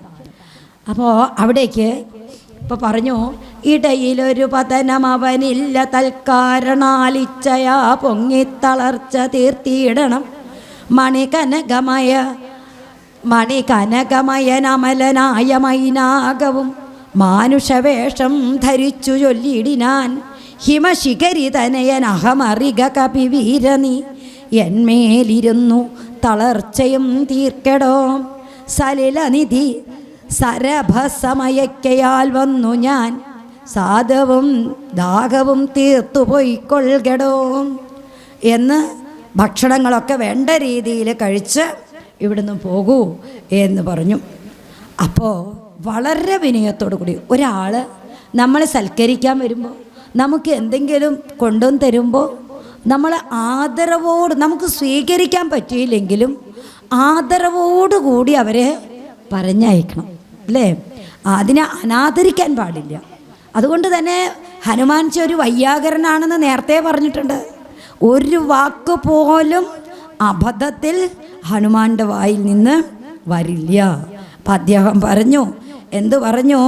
അതുകൊണ്ടാണ് ഹനുമാനെയൊക്കെ നമ്മുടെ കുട്ടികൾ ഭജിക്കണം.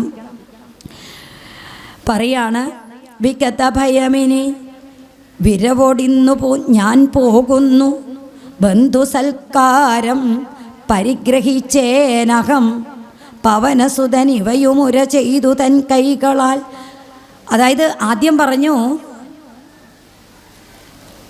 അലമലമിതരുതരുതു, ഇതരുതു രാമകാര്യാർത്ഥം, അലമലമിതരുതരുതു രാമകാര്യാർത്ഥം, ആശു പോകും വിധൗ പാർക്കരുതെങ്ങുമേ, പെരുവഴിയിൽ അശന ശയനങ്ങൾ ചെയ്യുന്നതും പേർത്തു മറ്റൊന്നു ഭാവിക്കയെന്നുള്ളതും, അനുചിതമിതറിക രഘുകുല തിലക കാര്യങ്ങൾ അൻപോടു സാധിച്ചൊഴിഞ്ഞരുതൊന്നുമേ.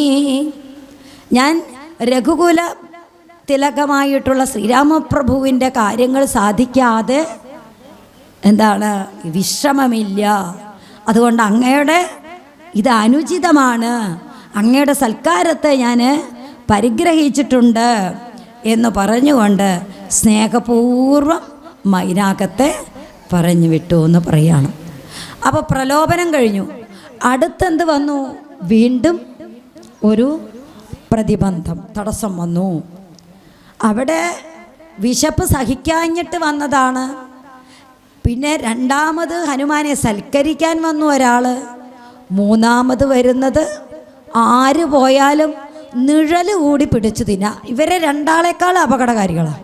ലക്ഷ്യത്തിലേക്ക് എത്തുന്ന ഒരാളെ സംബന്ധിച്ചിടത്തോളം ആദ്യം വന്ന രണ്ടാളേക്കാൾ അപകടകാരിയാണ് മൂന്നാമത് വന്ന ആൾ. ഇതാണ് പരീക്ഷണങ്ങളും അതേപോലെ തന്നെ പ്രതിബന്ധങ്ങളും ഒക്കെ പ്രലോഭനമൊക്കെ മുന്നോട്ട് പോകും തോറും വർദ്ധിച്ചു വരികയാണ് ചെയ്യുക.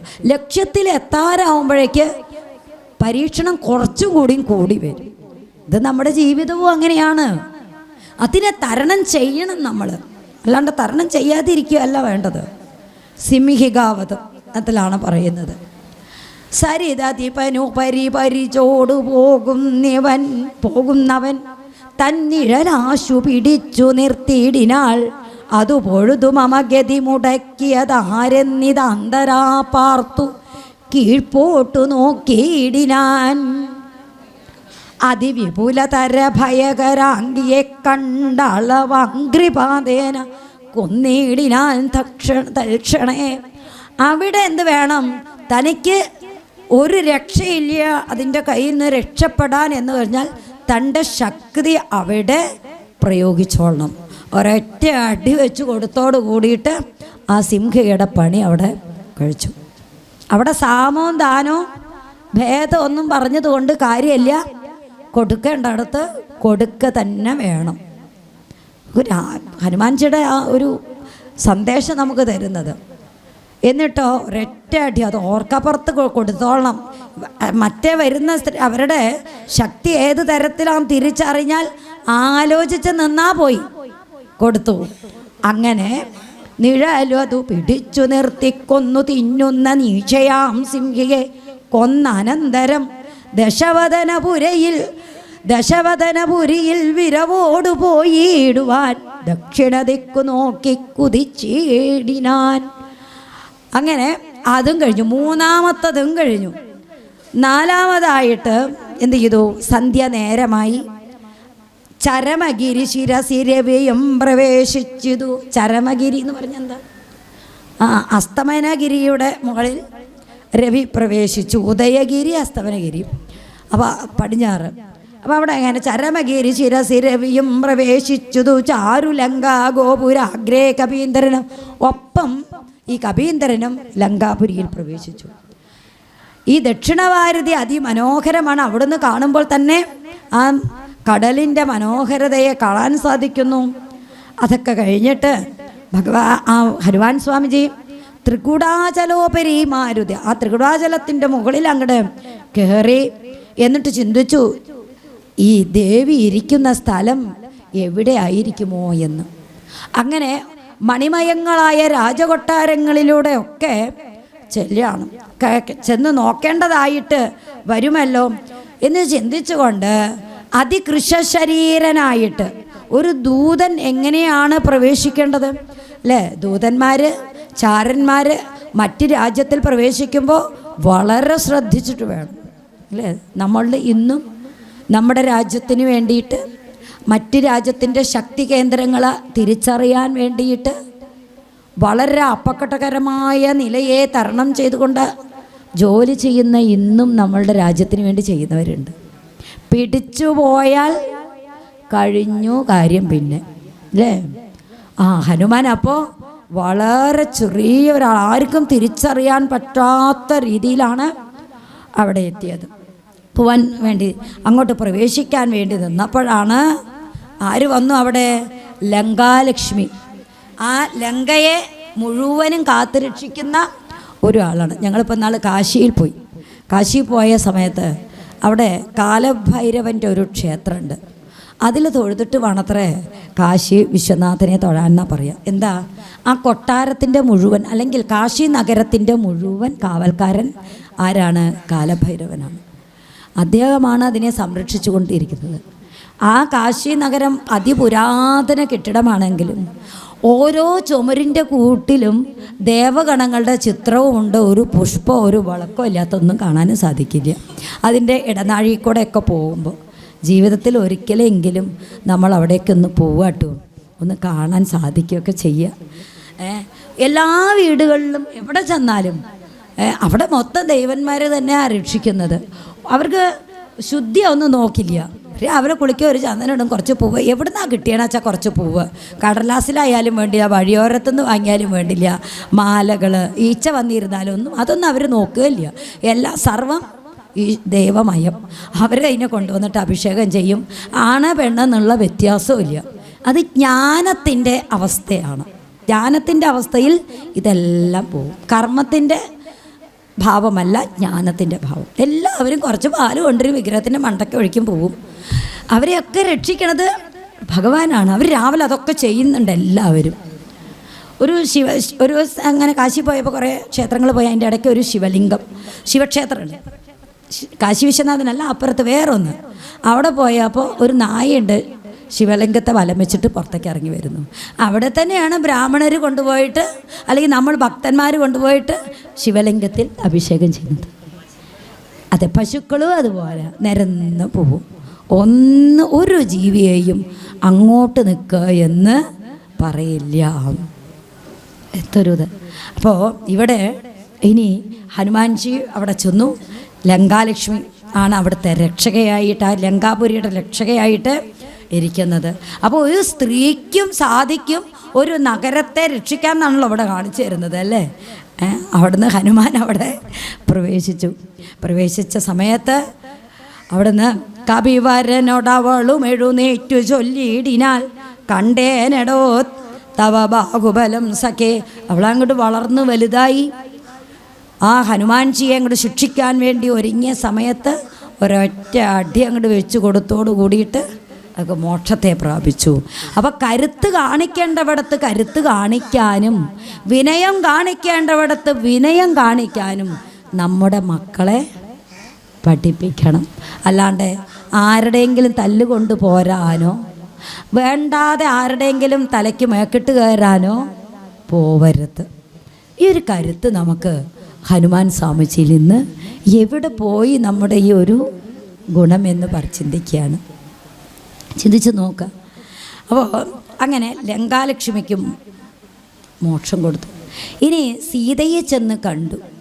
സീതയെ കണ്ട് അവിടെ ചെന്നിട്ട് തൻ്റെ കാര്യം സാധിച്ചത് കൊണ്ട് പറയാണ്, കമലമകൾ അഖില ജഗതീശ്വരി തന്നുടൽ കണ്ടേൻ കൃതാർത്ഥോസ്മ്യഹം കൃതാർത്ഥോസ്മ്യഹം. തൻ്റെ കാര്യം സാധിച്ചു, അതുകൊണ്ട് കൃതാർത്ഥനായി. ഈ ഒരു കൃതാർത്ഥത നമ്മുടെ ജീവിതത്തിൽ വേണം. കൃതാർത്ഥത ചെയ്യേണ്ടവരോട് ചെയ്യേണ്ടതുപോലെ ചെയ്താലുള്ള ഒരു കൃതാർത്ഥത ഈ ശരീരം വിട്ടു പോകുമ്പോൾ നമുക്ക് ഓരോരുത്തർക്കും വേണം. പ്രായമാകുമ്പോഴേ ഈ കൃതാർത്ഥതയാണത്രേ നമ്മളെ രക്ഷിക്കുക. വേറൊന്നും നമ്മുടെ കൂടെ വരില്ല. ഹനുമാൻ സ്വാമി ആ കൊട്ടാരങ്ങൾ മുഴുവൻ തിരഞ്ഞു നോക്കി. രാവണൻ്റെ കൊട്ടാരത്തിൽ അന്തപുരത്തിൽ പോയി അവിടെ മണ്ഡോദരിയെ കണ്ടപ്പോൾ തൻ്റെ സീതയാവോ എന്ന് സംശയിച്ചു പോയി എന്നുള്ളത് പറയാണ്. അത് അവൻ വഴിയില്ല എന്ന് ചിന്തിച്ചു കൊണ്ടാണ് ശോകവനിയിൽ വന്ന് സീതയെ കണ്ടു. ഇനി സീതയെ അറിഞ്ഞിട്ടില്ല, ഹനുമാൻ വന്നതോ ഒന്നും അറിഞ്ഞിട്ടില്ല. അതിനുശേഷം എന്ത് ചെയ്തു? രാവണൻ അവിടെ വരുന്നു, സീതയെ പ്രലോഭിപ്പിക്കാൻ രാക്ഷസികളെ ഏർപ്പാടാക്കുന്നു. സീത ഒരു പ്രലോഭനത്തിൽ വീണതുകൊണ്ടാണ് ജീവിതകാലം മുഴുവൻ ദുഃഖിക്കേണ്ടി വന്നത്, അല്ലേ? ഏത് പ്രലോഭനത്തിൽ വീണു? മാരീചൻ സ്വർണം കൊണ്ടുള്ള മാനില്ല എന്ന് തിരിച്ചറിഞ്ഞിട്ടും മിന്നുന്നതെല്ലാം പൊന്നല്ല എന്ന് അറിഞ്ഞിട്ടും അതിൽ വീണുപോയി. നമ്മളുടെ മക്കൾ ഇതുപോലെയാണ് വീണു പോകുന്നത്, അല്ലേ? അതിൽ പെട്ടുപോയി. ഇനി വീണ്ടും പ്രലോഭനത്തിൽ പെടാൻ പാടുമോ? ഭർത്താവേ കണ്ടീലയോ കനകമൃഗയുഗം എന്ന് പറഞ്ഞുകൊണ്ട് പറഞ്ഞ ആ പാട്ട് നമ്മളുടെ പാഠപുസ്തകങ്ങളിൽ നമ്മളൊക്കെ പഠിക്കണ സമയത്ത് പാഠപുസ്തകങ്ങളിൽ ഇതുണ്ടായിരുന്നു. അപ്പം അതിങ്ങടെ അധ്യാപകൻ ഭാവനയോട് കൂടിയിട്ട് കുട്ടികൾക്ക് അങ്ങോട്ട് പറഞ്ഞു കൊടുക്കുന്ന സമയത്ത് ആ അധ്യാപകൻ പറയാണ്, നിങ്ങൾ വളർന്നു വരുമ്പോഴേ ഇങ്ങനെയുള്ള സാധനങ്ങളുടെ പിന്നാലെയൊക്കെ കണ്ടിട്ടേ തെറ്റായിട്ടുള്ള കാര്യങ്ങളുടെ പിന്നാലെ പോയാൽ സീത അനുഭവിച്ച പോലെ അനുഭവിക്കേണ്ടി വരും കേട്ടോ എന്ന് കുട്ടികളോട് പറഞ്ഞു കൊടുക്കുമ്പോൾ ആ കുട്ടികളുടെ ഉള്ളിൽ അതങ്ങോട്ട് തറയ്ക്കുകയാണ്. ചിന്തിച്ച് നോക്കുക. അത് പഠിച്ച ഒരു പെൺകുട്ടി ഒരിക്കലും ഒരു പ്രലോഭനത്തിൽ പെട്ടുപോകില്ല. നമ്മൾക്ക് ക്ഷേത്രദർശനം വേണം, ക്ഷേത്രദർശനവും ഭജനയും വേണം. പക്ഷേ അതിനോടൊപ്പം നമ്മുടെ ഋഷിമാർ പകർന്നു തന്ന ശാസ്ത്രത്തെ അഭ്യസിച്ച് തലമുറകൾക്ക് പകർന്നു കൊടുത്തില്ലെങ്കിൽ അത് അത്യന്ത അപകടകരമായ നിലയിലേക്കാണ് പോകുന്നത്. അങ്ങനെ വീണ്ടും ഇനി ഒരു പ്രലോഭനത്തിൽ പെടരുത് എന്ന് ചിന്തിച്ചു. രാവണൻ്റെ കൊട്ടാരത്തിലെത്തി. സീതയ്ക്ക് രാവണൻ ഒന്ന് വഴങ്ങിക്കൊടുത്താൽ തൻ്റെ പട്ടമഹിഷി സ്ഥാനം മണ്ഡോദരിയെപ്പോലും മാറ്റിയിട്ട് സീതയ്ക്ക് അവിടെ നൽകും. അത് രാവണൻ പറഞ്ഞിട്ടുണ്ട്. നിന്റെ രാമൻ ഇനി അന്യരാജ്യത്ത് കടക്കണോ, ഇനി ഇങ്ങോട്ട് വരുമൊന്നുമില്ല. അവന് വലിയ ഒരു ഗുണവുമില്ല. ശ്വാക്കളും ഗോക്കളും ഒരുപോലെയാണ്. ഭഗവശക്തിയുമില്ല, ശക്തിവിഹീനൻ അല്ലേ, വരികയും ഇല്ലടോ എന്ന് പറഞ്ഞ സമയത്ത് സീത ഒരു പുല്ല് എടുത്തിട്ട് നുള്ളി ആ രാവണൻ്റെ മുന്നിലേക്ക് ഇട്ട് കൊടുത്തു. നിന്റെ രാജ്യവും കൊട്ടാരവും നിന്റെ ബലവും ഈ പുല്ലിന് സമമല്ല എന്നാണ് പറയണത്. ഈ പുല്ലിനോളം വരുമോ എന്ന് ചോദിച്ചുകൊണ്ട് തിരസ്കരിക്കുന്ന ഭാവം. അമ്മയെ നമസ്കരിച്ച ഭരതൻ ന്യായമല്ലാത്ത കാര്യം അമ്മ ചെയ്തപ്പോൾ അതേ ഭരതൻ തന്നെ തിരസ്കരിച്ചതും നോക്കൂ. അപ്പോൾ നമസ്കാരവും തിരസ്കാരവും ന്യായത്തിനും അന്യായത്തിനും അനുസൃതമായിക്കൊണ്ട് വേണം എന്നുള്ളത് നമ്മുടെ ശാസ്ത്രം നമ്മളെ ഉദ്ബോധിപ്പിക്കുന്നു. അവിടുന്ന് സീത തിരസ്കരിച്ചു. രാവണൻ അവിടുന്ന് ത്രിജട തുടങ്ങിയിട്ടുള്ള രാക്ഷസികളെയൊക്കെ കൂട്ടി സീതയുടെ മനസ്സിനെ ഒന്ന് പറഞ്ഞ് പാകപ്പെടുത്തിയെടുക്കും. ബ്രെയിൻ വാഷ് ചെയ്യാൻ വേണ്ടിയിട്ടാണ് സീത നല്ല കരുത്തുറ്റ സ്ത്രീയാണ്. കാരണം നല്ല പോലെ ശാസ്ത്രബോധമുള്ളവളാണ്. അസലായിട്ട് വിദ്യാഭ്യാസം ചെയ്ത കുട്ടിയാണ്. നല്ല ധർമ്മബോധമുണ്ട്, രാജ്യബോധമുണ്ട്, ഭർത്തൃബോധമുണ്ട്, പതിവ്രതാനിഷ്ഠയാണ്. അടിത്തറ നല്ല ബലമുള്ളതാണ്. അതിൻ്റെ മുകളിൽ തറ ബലമില്ലെങ്കിൽ അതിൻ്റെ മുകളിൽ 10 നിലയും 4 നിലയും ഒക്കെ കെട്ടിയാൽ ഇടിഞ്ഞു പൊളിഞ്ഞു പോവും. പക്ഷെ ബ്രഹ്മചര്യ ആശ്രമത്തിൽ നല്ല പഠിച്ച കുട്ടിയാണ്. അതുകൊണ്ടാണ് ആ രാവണനെ ഒരു പുല്ലിന് സമമായിട്ട് കൈലാസ പർവ്വതത്തെ കൈകൊണ്ടെടുത്ത ആ അമ്മാനമാടിയ രാവണനെ ഒരു പുല്ലിന് സമമായിട്ട് ത്യജിക്കാൻ ഒരു സ്ത്രീക്ക് കഴിഞ്ഞു എന്ന് പറഞ്ഞാൽ ഒന്ന് ചിന്തിച്ചു നോക്കാം. ഇതാണ് ആർജവം. അത് കഴിഞ്ഞിട്ട് അടുത്തത് എന്താ ഉണ്ടായതെന്നറിയാമോ? ആ ഉദ്യാനങ്ങളെയൊക്കെ ഒന്ന് ഞാനിവിടെ വന്നു സീതയുടെ മുന്നിൽ. സീതയ്ക്ക് ഇനി ഭയം വേണ്ട, രാമൻ്റെ ദൂതനായി ഞാനിവിടെ വന്നിട്ടുണ്ട്. രാമൻ്റെ കഥകൾ ആ മരക്കൊമ്പിലിരുന്നു കൊണ്ട് അങ്ങനെ വർണ്ണിച്ചു കൊടുത്തു. അശോകവനിയിലാണ്, അശോക മരത്തിൻ്റെ ചോട്ടിലാന്ന് പറയുന്നുണ്ടോ? ആ കാടിൻ്റെ പേര്, ഇപ്പം ഈ ഉദ്യാനത്തിൻ്റെ പേര് അശോകവനി എന്നാണ്. വൃന്ദാവനെന്ന് നമ്മുടെ വീടിന് പേരിട്ട നമ്മുടെ വീട് വൃന്ദാവനാവൂ. അപ്പോൾ അശോക വൃക്ഷങ്ങൾ വളരുന്ന ഒരു ഉദ്യാനം എന്ന് പറയാം. അപ്പോൾ ശിംശഭാവൃക്ഷത്തിൻ്റെ ചുവട്ടിലാണ് അശോകവനിയിൽ ശിംശഭാവൃക്ഷത്തിൻ്റെ.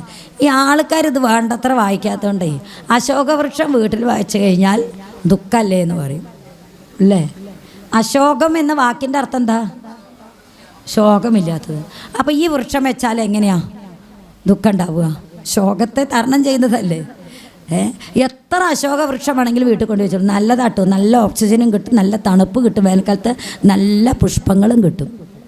പിന്നെയോ നല്ല ഔഷധ ഗുണവും ഉണ്ട്. അതിൻ്റെ വേരിനും ഇലകൾക്കും പൂവിനും ഒക്കെ ഔഷധ ഗുണവും ഏറെയാണ്.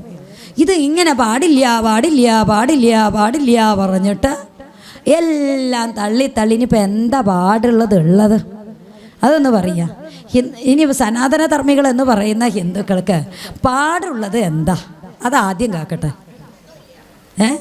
പാടുള്ളത് ഒന്നുമില്ല അല്ലേ.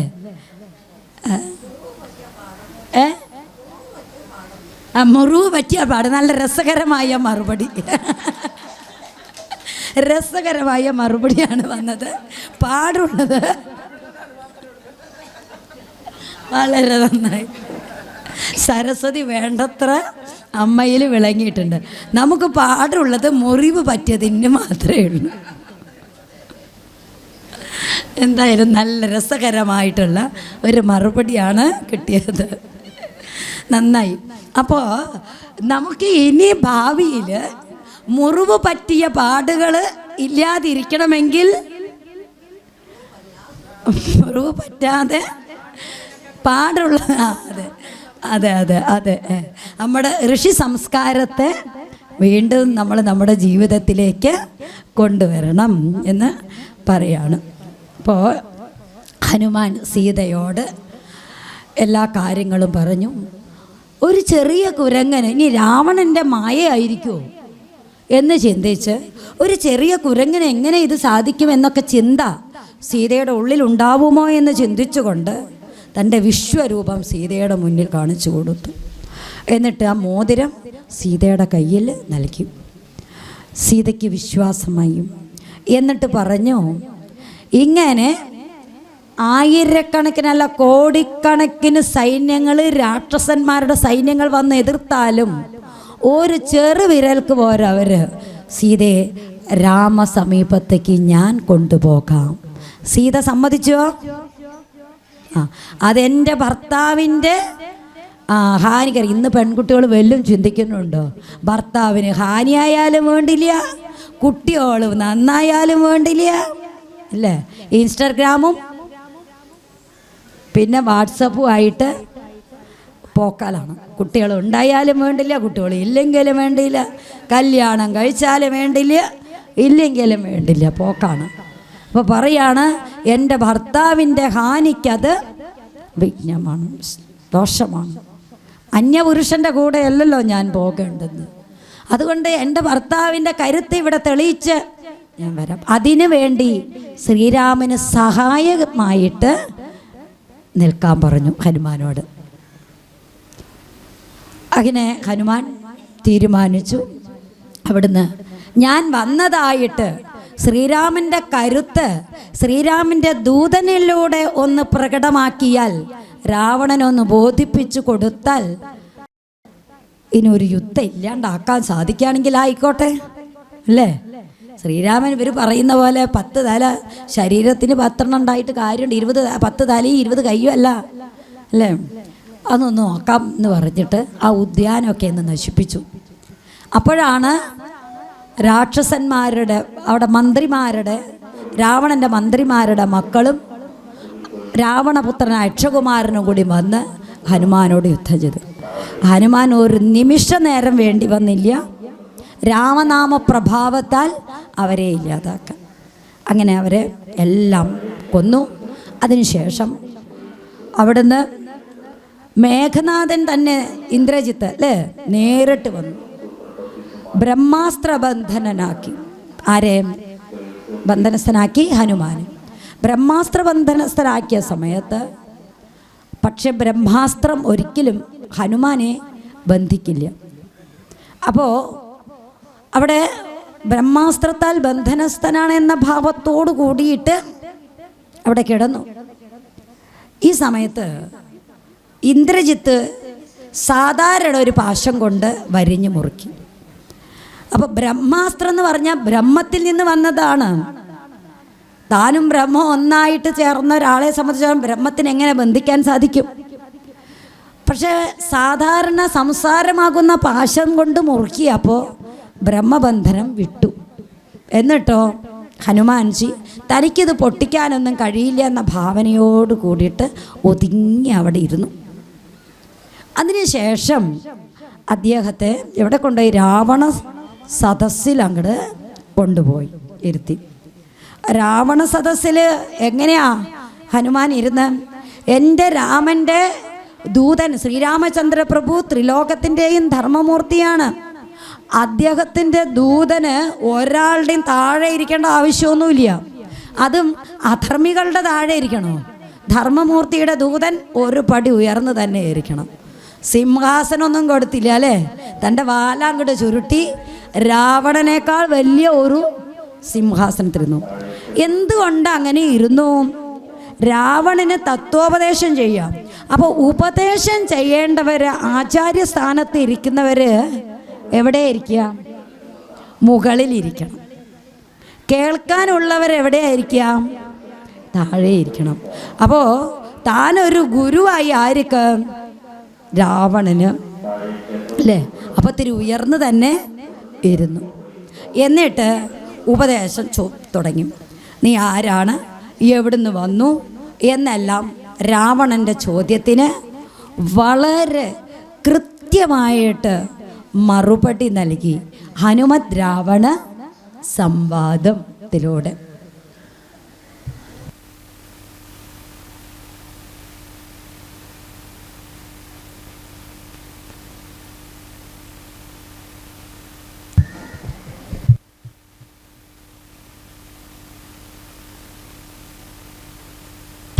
അപ്പോൾ ഹനുമത് രാവണ സംവാദം. അപ്പോൾ രാവണൻ ചോദിച്ചു, ആരൊക്കെയാണ് എന്തൊക്കെയെന്ന് ചോദിച്ചു. ഇവൻ ഇവിടെ വരുവതിനു കാരണമെന്തെന്നും എങ്ങും നിന്നത്ര വരുന്നതെന്നുള്ളതും ഉപവനവും മനുഷ്യമതു കാക്കുന്നവരെയും ഉക്കോടെ മറ്റുള്ള നക്തഞ്ചരേരെയും ത്വരിതമതിബലമോടു തകർത്തു പൊടിച്ചതും തൂമയോടാരുടെ ദൂതനെന്നുള്ളതും ഇവനൊടിനി വിരവിനോട് ചോദിക്ക നീ എന്നും ഇന്ദ്രാരി ചൊന്നതു കേട്ടു പ്രഹസ്തനും. കാര്യങ്ങളൊക്കെ പവനസുതനോട് വിനയ സഹിതമാതിരാൽ പപ്രച്ച നീയാരയച്ചു വന്നു കവേ നൃപസദസി കഥയ മമ സത്യം മഹാമതേ നിന്നെ അയച്ചു വിടുന്നുണ്ടു നിർണയം. അപ്പോൾ നിന്നെ ഞാൻ അയച്ചു വിടാം. ഈ നൃപൻ്റെ സദസ്സിൽ, രാജാവിൻ്റെ സദസ്സിൽ നീ ആരാണ് എന്നുള്ളതൊക്കെ പറയാൻ പറഞ്ഞു. എന്നിട്ട് ആ ദൂതൻ അവിടുത്തെ രാവണൻ്റെ ഭൃത്യന്മാരായിട്ടുള്ള മന്ത്രിമാരൊക്കെ, ആ പ്രഹസ്തൻ തുടങ്ങിയിട്ടുള്ളവരൊക്കെ പറയാണ്. എന്താ പറഞ്ഞതെന്നറിയാമോ? ചോദിക്കുക. ഭയം നിന്റെ ഉള്ളിൽ നിന്ന് കളഞ്ഞാലും, ഹനുമാന് ഭയമില്ല, ഭയം അഖില മകതളിരിൽ നിന്നു കളഞ്ഞാലും ബ്രഹ്മസഭയ്ക്കൊക്കും ഈ സഭ പാർക്ക നീ എന്ന് പറഞ്ഞു. ഇതെല്ലാം കേട്ട് അദ്ദേഹം പിന്നീട് മറുപടി പറയാണ്. ഞാൻ ശ്രീരാമചന്ദ്ര പ്രഭുവിൻ്റെ ദൂതനാണ്, കാര്യങ്ങളെല്ലാം അറിയിച്ചു. എന്നിട്ട് രാവണന് ഹനുമാൻ നൽകുന്ന ഉപദേശം വളരെ വളരെ പ്രധാനമുള്ള ഒരു ഇതാണ്. നമ്മൾ ഓരോ ക്ഷേത്രത്തിലും പോയി തൊഴുകുമ്പോൾ നമുക്ക് വഴിപാടുകൾ ചെയ്യണം, അമ്പലം നിലനിർത്താൻ വേണ്ടുന്നതായിട്ടുള്ള സാമ്പത്തിക സഹായങ്ങൾ നമ്മൾ ചെയ്യണം, ഒക്കെ വേണ്ടത് തന്നെയാണ്. എങ്കിലും പ്രധാനമായിട്ട് ആ ദേവതയെ തൊഴുകുമ്പോൾ ആ ദേവത ചില അവതാരങ്ങൾ സ്വീകരിച്ചിട്ടുണ്ടെന്നും ആ അവതാരമൂർത്തികൾ നമുക്ക് ചില സന്ദേശങ്ങൾ നൽകിയിട്ടുണ്ടെന്നും ആ സന്ദേശങ്ങൾ അല്പമെങ്കിലും പഠിച്ചിട്ടൊന്ന് തൊഴാൻ വന്നെങ്കിൽ എത്ര നന്നായിരുന്നു, എത്ര നന്നായിരുന്നു എന്ന് ചിന്തിച്ച് നോക്കുക. ഗുരുവായൂർ അമ്പലത്തിൽ പോയിട്ട് തിക്കും തിരക്കും നമ്മളിങ്ങനെ കൂട്ടും അല്ലേ? എത്ര കഷ്ടപ്പെട്ടാണ് പോകുന്നത്. മണിക്കൂർ കണക്കിന് ക്യൂ നിൽക്കണം. ആ ഇരിക്കുമ്പോഴെങ്കിലും ഭഗവത്ഗീതയിലെ 2 വരി വായിക്കുമോ നമ്മൾ? ഭഗവാന്റെ ഭഗവത് വാക്യമാണ് ഭഗവത്ഗീത, ഭഗവാന്റെ ഗീതമാണ്.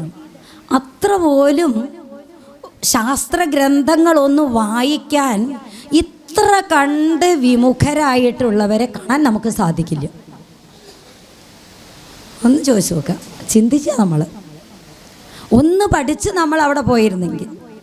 വാസ്തവത്തിൽ പറയട്ടെ, ഇഷ്ടമോ അനിഷ്ടമോ എന്നൊന്നും നോക്കുന്നില്ല. നമ്മുടെ ക്ഷേത്രങ്ങളിൽ പൂജകന്മാരും അവിടുത്തെ ജോലിക്കാരും വന്ന് തൊഴാൻ വരുന്ന ഭക്തജനങ്ങളുമൊക്കെ സനാതനധർമ്മ ഗ്രന്ഥങ്ങളെ പഠിച്ചിരിക്കണം.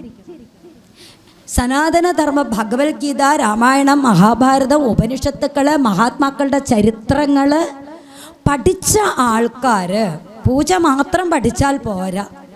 ഈ പഠിച്ച ആൾക്കാർ ജീവനക്കാരും ഭക്തന്മാരുമായിരുന്നെങ്കിൽ എത്ര ഇന്ന് നമ്മുടെ ഭാരതവും സനാതനധർമ്മികൾ സ്വർഗവാസികളായിട്ട് ഇരുന്നേനെ. സത്യമാണ്. അപ്പോൾ ഭരണാധികാരികൾ, അതുപോലെ ജീവനക്കാർ, ഭക്തന്മാർ, ഇവർ ഒരു ചങ്ങലയിലെ കണ്ണികളാണ്. ഒരു ചങ്ങലയിലെ കണ്ണികളാണ്. ഏതെങ്കിലും ഒരു കണ്ണി പൊട്ടിയാൽ പിന്നെ അത് മറ്റു മുത്തുകളൊക്കെ കൊഴിഞ്ഞു ചാടും. ഒരു സ്ഥാപനത്തിൽ ആ സ്ഥാപനത്തിലെ ഭരണാധികാരികൾ, ജീവനക്കാർ, കസ്റ്റമേഴ്സ്. അമ്പലത്തിലെ കസ്റ്റമർ എന്ന് പറഞ്ഞാൽ ആരാ? ഭക്തന്മാരാവും അല്ലേ? അപ്പോൾ ഇത് 3ഉം ഒരു ചങ്ങലയിലെ കണ്ണികളായിരിക്കണം. ഇതിൻ്റെ ദൃഢതയ്ക്കനുസരിച്ച് കൊണ്ടാണ് ഒരു സ്ഥാപനം നന്നായിട്ട് വരിക. അത് ക്ഷേത്രമായാലും രാജ്യഭരണമായാലും ഇതൊക്കെ. അതിന് കെട്ടുറപ്പുള്ളതാക്കണമെങ്കിൽ അതത് പ്രസ്ഥാനത്തിൽ എന്തിനെ ഒന്നിനെ നയിക്കുന്നുവോ അതിനെ സംബന്ധിച്ചിട്ടുള്ള അവബോധം ഉണ്ടാവണം. ഈ അവബോധമില്ലാത്തവർ ഭരണത്തിലായാലും ജീവനക്കാരായാലും ഭക്തന്മാരായാലും അത്യന്ത അപകടകരമാണ്. അതാണ് ഇപ്പോൾ കണ്ടുവരുന്നത് എല്ലായിടത്തും അല്ലേ? നമ്മളെല്ലാവരും അങ്ങനെയാണ്.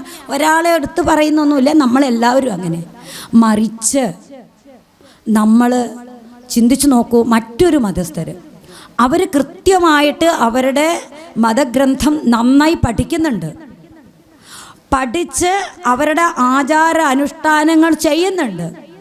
അതിലെ ഭരണാധികാരികളും ജീവനക്കാരും അവിടെ വരുന്ന ഭക്തന്മാരും ഒരു ചങ്ങലയിലെ കണ്ണികളായിട്ട് നിൽക്കുന്നുണ്ട്. അതാണ് അവരുടെ ഭദ്രത. ഇതുപോലെ ആവണം നമ്മളും. ഇപ്പം ശാസ്ത്രാവബോധം നമുക്കെല്ലാവർക്കും ഉണ്ടാവട്ടെ. ഓരോ ക്ഷേത്രത്തിൽ പോയി തൊഴുകുമ്പോഴും അനവധി പുരാണങ്ങളുണ്ട്, അനവധി മഹാത്മാക്കളുടെ ചരിത്രങ്ങളുണ്ട് പഠിക്കുക. ഇനി രാവണന് നൽകുന്ന ഉപദേശമൊന്ന്, ഹനുമാൻ സ്വാമിജിയെക്കുറിച്ച് ചിന്തിക്കുമ്പോൾ ഹനുമാൻ്റെ ഉപദേശം ഒന്ന് മനസ്സിൽ കാണുക. അപ്പോൾ നമ്മളോട് ചോദിക്കുകയാണ്, നമ്മുടെ കുട്ടികളോട്, ഇപ്പോൾ ശ്രീരാമചന്ദ്ര പ്രഭുവിൻ്റെ ക്ഷേത്രത്തിൻ്റെ സമീപത്ത് എപ്പോഴും ഹനുമാൻ്റെ ഒരു പ്രതിഷ്ഠ ഉണ്ടാവും. അപ്പോൾ നമ്മൾ കുട്ടികൾ പോയിട്ട് ഹനുമാനെയും തൊഴും രാമനെയും തൊഴും. അപ്പോൾ നമ്മുടെ കുട്ടികളോട് ചോദിക്കുകയാണ്. അപ്പോൾ കുട്ടികളോട് കൂടെയുള്ള ഒരു കുട്ടി ചോദിച്ചു, ഇന്ന് അമ്പലത്തിൽ വടമാല കഴിച്ചു, വടയൊക്കെ കഴിച്ചു ഹനുമാനെന്നൊക്കെ പറഞ്ഞു. കഷ്ടം തന്നെ. നിങ്ങൾ ഒരു കുരങ്ങനെയല്ലേ ഭജിക്കുന്നത് എന്ന് ചോദിച്ചാൽ നമ്മുടെ കുട്ടി എന്ത് മറുപടി പറയും? കുട്ടി എന്നാൽ അമ്മയോട് ചോദിച്ചു, നീ പോയി നിൻ്റെ പണി നോക്ക്. കുട്ടിയോട് മറുപടി കഴിഞ്ഞു അമ്മയുടെ. എനിക്ക് വേറെ പണിയുണ്ട്. അച്ഛനോട് ചോദിച്ചാൽ എനിക്ക് കുറച്ച് എഴുതാനുണ്ട്, അല്ലെങ്കിൽ ഇപ്പോൾ മൊബൈലുമാണ്. അച്ഛനും മക്കളൊക്കെ ഒരുപോലെയാണ് എന്ന് പറയുമ്പോൾ നമ്മൾ അതിനെക്കുറിച്ചൊന്ന് ചിന്തിച്ചിട്ടുണ്ട്. ഞങ്ങളൊരു കുരങ്ങനെയെല്ലാം ഭജിക്കുന്നത് എന്ന് പറയാൻ മനോജവം മാരുതതുല്യവേഗം ജിതേന്ദ്രിയം ബുദ്ധിമതാം വരിഷ്ഠം വാദാത്മജം വാനരയൂഥമുഖ്യം ശ്രീരാമദൂതം ശിരസാ നമാമി. ആരാണ് ഹനുമാൻ? മനോജവം, മനസ്സിനെ ജയിച്ചവനാണ്. മാരുതതുല്യവേഗം, വായുവിനൊപ്പം വേഗതയുള്ളവനാണ്. ജിതേന്ദ്രിയൻ, ഇന്ദ്രിയങ്ങളെ ജയിച്ചവനാണ്. നമ്മളൊക്കെ ആരെങ്കിലും ജയിച്ചിട്ടുണ്ടോ? വിശപ്പ് വന്നാൽ മറ്റൊരുത്തൻ്റെ മുമ്പിൽ നമ്മൾ തന്നെ പ്ലേറ്റ് കാണിക്കും. അപ്പം നമ്മളൊന്നും ജയിച്ചിട്ടില്ല, ഉറപ്പാ. അവൻ്റെ വിശപ്പൊന്നല്ല പ്രധാനം, എൻ്റെ വിശപ്പ് തന്നെ വരുത്. അവനെ തട്ടി മാറ്റിയിട്ടാണെങ്കിൽ ഞാൻ പ്ലേറ്റ് പിടിച്ച് നിൽക്കും. ഇനി എൻ്റെ കൂട്ടത്തിലുള്ളവരെ കണ്ടിട്ടില്ലെങ്കിൽ അടുത്ത് ക്യൂവിൽ നിൽക്കണമെങ്കിൽ 10 പ്ലേറ്റെങ്കിലും ഞാൻ അടുക്കി പിടിച്ച് മാറി നിൽക്കും. കൂടെ ഉള്ളവന് എൻ്റെ ഒപ്പം വന്നവർ കൊടുക്കാൻ വേണ്ടിയിട്ട് 10 പ്ലേറ്റ്. അപ്പോൾ ഇപ്പുറത്ത് പ്ലേറ്റ് ഇല്ലാണ്ട് അടുത്തന്നെ നിൽക്കണ്ട. അപ്പം അരമണിക്കൂർ കഴിഞ്ഞിട്ടാകും വരിക. അപ്പോൾ തന്നെ പ്ലേറ്റ് അടുക്കി പിടിച്ചിട്ട്. ഇതാണ് നമ്മുടെയൊക്കെ ഭക്തി അല്ലേ? പിന്നെ ഭക്ഷണത്തിൻ്റെ കാര്യം പറയുകയും വേണ്ട. അവനവൻ്റെ വയറിന് എത്ര ഭക്ഷണം വേണമെന്ന് തിരിച്ചറിയാൻ കഴിയില്ലേ? ഒരു പ്ലേറ്റ് കൊണ്ടുപോയി ഒരു നേരത്തെ ഭക്ഷണത്തിന് വഴിയില്ലാത്ത അനവധി പേര് ഈ ലോകത്തിൽ ജീവിച്ചിരിക്കെ അമ്പലങ്ങളിൽ നിന്നായാലും വേണ്ടില്ല, മറ്റ് സപ്താഹങ്ങളിൽ നിന്നായാലും വേണ്ടില്ല, വീട്ടിലായാലും വേണ്ടില്ല, വയററിയാണ്ട് ഭക്ഷണം വാങ്ങിച്ച് വേസ്റ്റ് ബോക്സിൽ കൊണ്ടുപോയിട്ട് തള്ളിയിടുമ്പോൾ അത് മഹാലക്ഷ്മിയാണെന്നൊരു ബോധമെങ്കിലും വേണ്ടേ? നമ്മുടെ വയറിന് 6-ാം മാസത്തെ തുടങ്ങിയത് നമ്മുടെ വയറിനെ പഠിക്കാൻ. എന്നിട്ടും നമുക്ക് തിരിച്ചറിയാതെ ഇനി അഥവാ രണ്ടാമത് കിട്ടിയില്ലെങ്കിൽ വെച്ചിട്ട് ഒന്നിച്ച് വാങ്ങാം. അപ്പോട്ട് കഴിക്കാനും സാധിക്കും. എന്നിട്ട് കൊണ്ടുപോയി കുപ്പത്തൊട്ടിയിൽ കൊണ്ടുപോയിട്ട് അന്നം നിന്ദ്യാത്, അന്നത്തെ നിന്ദിക്കരുത്, അന്നത്തെ കളയരുത്, പാകത്തിന് വാങ്ങിക്കുക. അത് വേണ്ടത് മാത്രം കഴിക്കുക. ആവശ്യമില്ലാത്ത ഭക്ഷണം വാങ്ങിയിട്ട്, ഇന്നലെ എനിക്ക് കുറച്ച് ഭക്ഷണം ഉച്ചയ്ക്കുള്ള പ്രസാദം വാങ്ങി തന്നത് രുക്മിണി അമ്മയാണ് കേട്ടോ. പ്ലേറ്റിൽ ഞാൻ കുറച്ചേ കഴിക്കുള്ളൂ എന്നുള്ളത് രുക്മിണി അമ്മയ്ക്ക് അറിയാം. പക്ഷെ അവർ കൂടുതൽ ഇട്ടുപോയി. പക്ഷെ എനിക്ക് കഴിച്ചിട്ട് അങ്ങോട്ട് കഴിയണില്ല. പക്ഷെ എന്ത് ചെയ്യാം? ഈ അന്നത്തെ ആ വേസ്റ്റ് ബോക്സിൽ കൊണ്ടിടുന്നത് ഒരിക്കലും ശരിയല്ലല്ലോ എന്ന് വിചാരിച്ച് ഞാനത് മെല്ലെ ഇരുന്ന് മുഴുവനും കഴിച്ചു. ആശ്രമങ്ങളിൽ കടുക് വറുത്തിട്ട മുളക് പോലും കളയാൻ അനുവദിക്കില്ല. കാരണം അതിന് അത്രയൊന്നും എരിവില്ല, അത് ചാലിച്ച് കൂട്ടി കഴിച്ചോളാൻ പറയും. അതിൻ്റെ ഒരു മുളകിൻ്റെ പൊട്ട് പോലും കളയാൻ ആശ്രമത്തിൽ അനുവദിക്കില്ല. നമുക്ക് അന്നത്തിൻ്റെ വില അറിയുന്നില്ല. അതെ, കുഴപ്പമില്ല. അപ്പോൾ നമ്മൾ ചിന്തിച്ച് നോക്കാം. വേണ്ടത് വാങ്ങിക്കുക, വേണ്ടോളം വയറ് നിറച്ച് കഴിച്ചോളൂ. എത്ര വേണമെങ്കിലും കഴിക്കാം, നമ്മുടെ വയറ്റിൽ കൊള്ളുന്ന വരെ കഴിക്കാം. പക്ഷെ കളയരുത്. ഈ കളഞ്ഞതൊക്കെ ഈ ജന്മത്തിലെങ്കിൽ അടുത്ത ജന്മത്തിൽ നമ്മൾ പോയിട്ട് തന്നെ തിരഞ്ഞെടുക്കേണ്ടി വരും. അവിടെ നിന്ന് തന്നെ മറക്കരുത്. അപ്പോൾ ഹനുമാന് നല്ല ഉപദേശങ്ങളൊക്കെ രാവണന് നൽകിയിട്ട്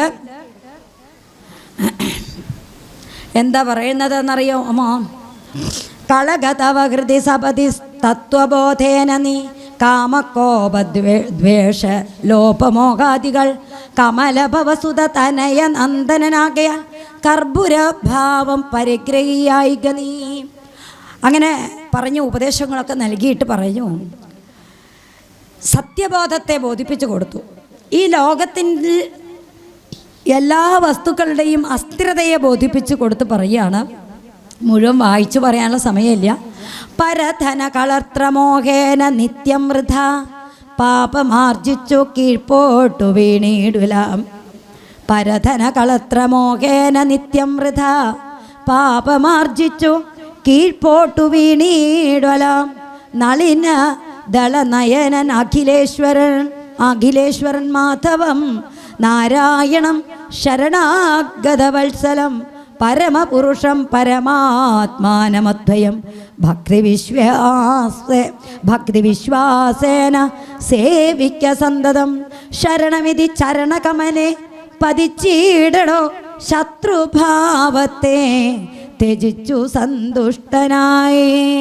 ശ്രീരാമപ്രഭുവിനെ പോലെ കാരുണ്യമുള്ള ഒരാളില്ല. സീതയെ അപഹരിച്ചു എന്നതുകൊണ്ട് നിന്നെ ഒരിക്കലും ഈ രാജ്യത്തെ ശിക്ഷിക്കില്ല. അത് ആ സീതയെ രാമൻ്റെ കാൽക്കൽ കൊണ്ടുവച്ച് മാപ്പ് പറഞ്ഞാൽ ഇത്ര കാരുണ്യം രാമനോളം ആർക്കുമില്ല. കലുഷമനവധി ജഡിതി ചെയ്തിതെന്നാകിലും നീ ഒരുപാട് കാര്യങ്ങളൊക്കെ ചെയ്തിട്ടുണ്ട്. എന്നാലും ശരി, കാരുണ്യമീ വണ്ണമില്ല മറ്റാർക്കുമേ. രഘുപതിയെ മനസ്സി കരുതുകിൽ അവനു ഭൂതന് രണ്ടാമതുണ്ടാകയില്ല ജന്മം സഖേ എന്ന് പറഞ്ഞ് ഈ ശരീരം ജഡമാണ്. സച്ചിന്മയം സത്യബോധം സനാതനം ജഡമഖില ജഗതിദം അനിത്യമറിക നീ. ജഡം അഖില ജഗതിദം അനിത്യമറിക നീ. ജന്മ ജരാമരണാദി ദുഃഖാന്വിതം. ഈ ശരീരം എന്ന് പറഞ്ഞാൽ ജരയും മരണവും ഒക്കെ ഉണ്ടായി നിലനിന്ന് നാളെ പോകുന്ന ജഡവസ്തുവാണ്. ഇത് അനൃതമാണ്, ഇത് അസത്യമാണ്, ഇത് നാളെ ഇല്ലാതാവുന്നത്. ഇതിനു വേണ്ടിയിട്ട് എന്തിനാ ഈ കാമക്രോധ ലോപമോഹാദികളിൽപ്പെട്ട് നശിക്കുന്നത്? അതുകൊണ്ട് ഇതുവരെ എന്തൊക്കെ ചെയ്തോ അതെല്ലാം ശ്രീരാമപ്രഭു പൊറുക്കുന്നതാണ് എന്ന് പറഞ്ഞ് പറയാണ്. സത്യം ചെയ്തു ഹനുമാൻ സ്വാമി. സനകമുഖമുനികൾ വചനങ്ങളിതോർക്കെടോ സത്യം മയോക്തം. എൻ്റെ വാക്ക് സത്യമാണ്. സനകാദി മഹർഷിമാര് പറഞ്ഞിട്ടുണ്ട്. അതുകൊണ്ട് എൻ്റെ വാക്ക് സത്യമാണ്. വിരിഞ്ചാതി സമ്മതം. സൃഷ്ടികർത്താവായ ബ്രഹ്മദേവനാൽ സമ്മതമായിട്ടുള്ള വാക്കുകളാണ് എന്ന് പറഞ്ഞു. ഇതെല്ലാം പറഞ്ഞപ്പോഴും ആപത്ത് അടുക്കുന്ന പുരുഷന് എന്താ പറയുക, ശോഭിക്കയില്ലടോ സജ്ജന ഭാഷിതം എന്ന് പറഞ്ഞതുപോലെ രാവണൻ്റെ ചെവിയിൽ ഇതൊന്നും പോയില്ല. ഇത്രയും മനോഹര ശബ്ദത്തിൽ വിനയമോടെ ഗുരുസ്ഥാനത്തിരുന്ന് ഉപദേശങ്ങളൊക്കെ ചെയ്തപ്പോൾ അദ്ദേഹത്തിനെ കൊല്ലാനാണ് തോന്നിയത്. പിന്നെ എന്താ പറയാം.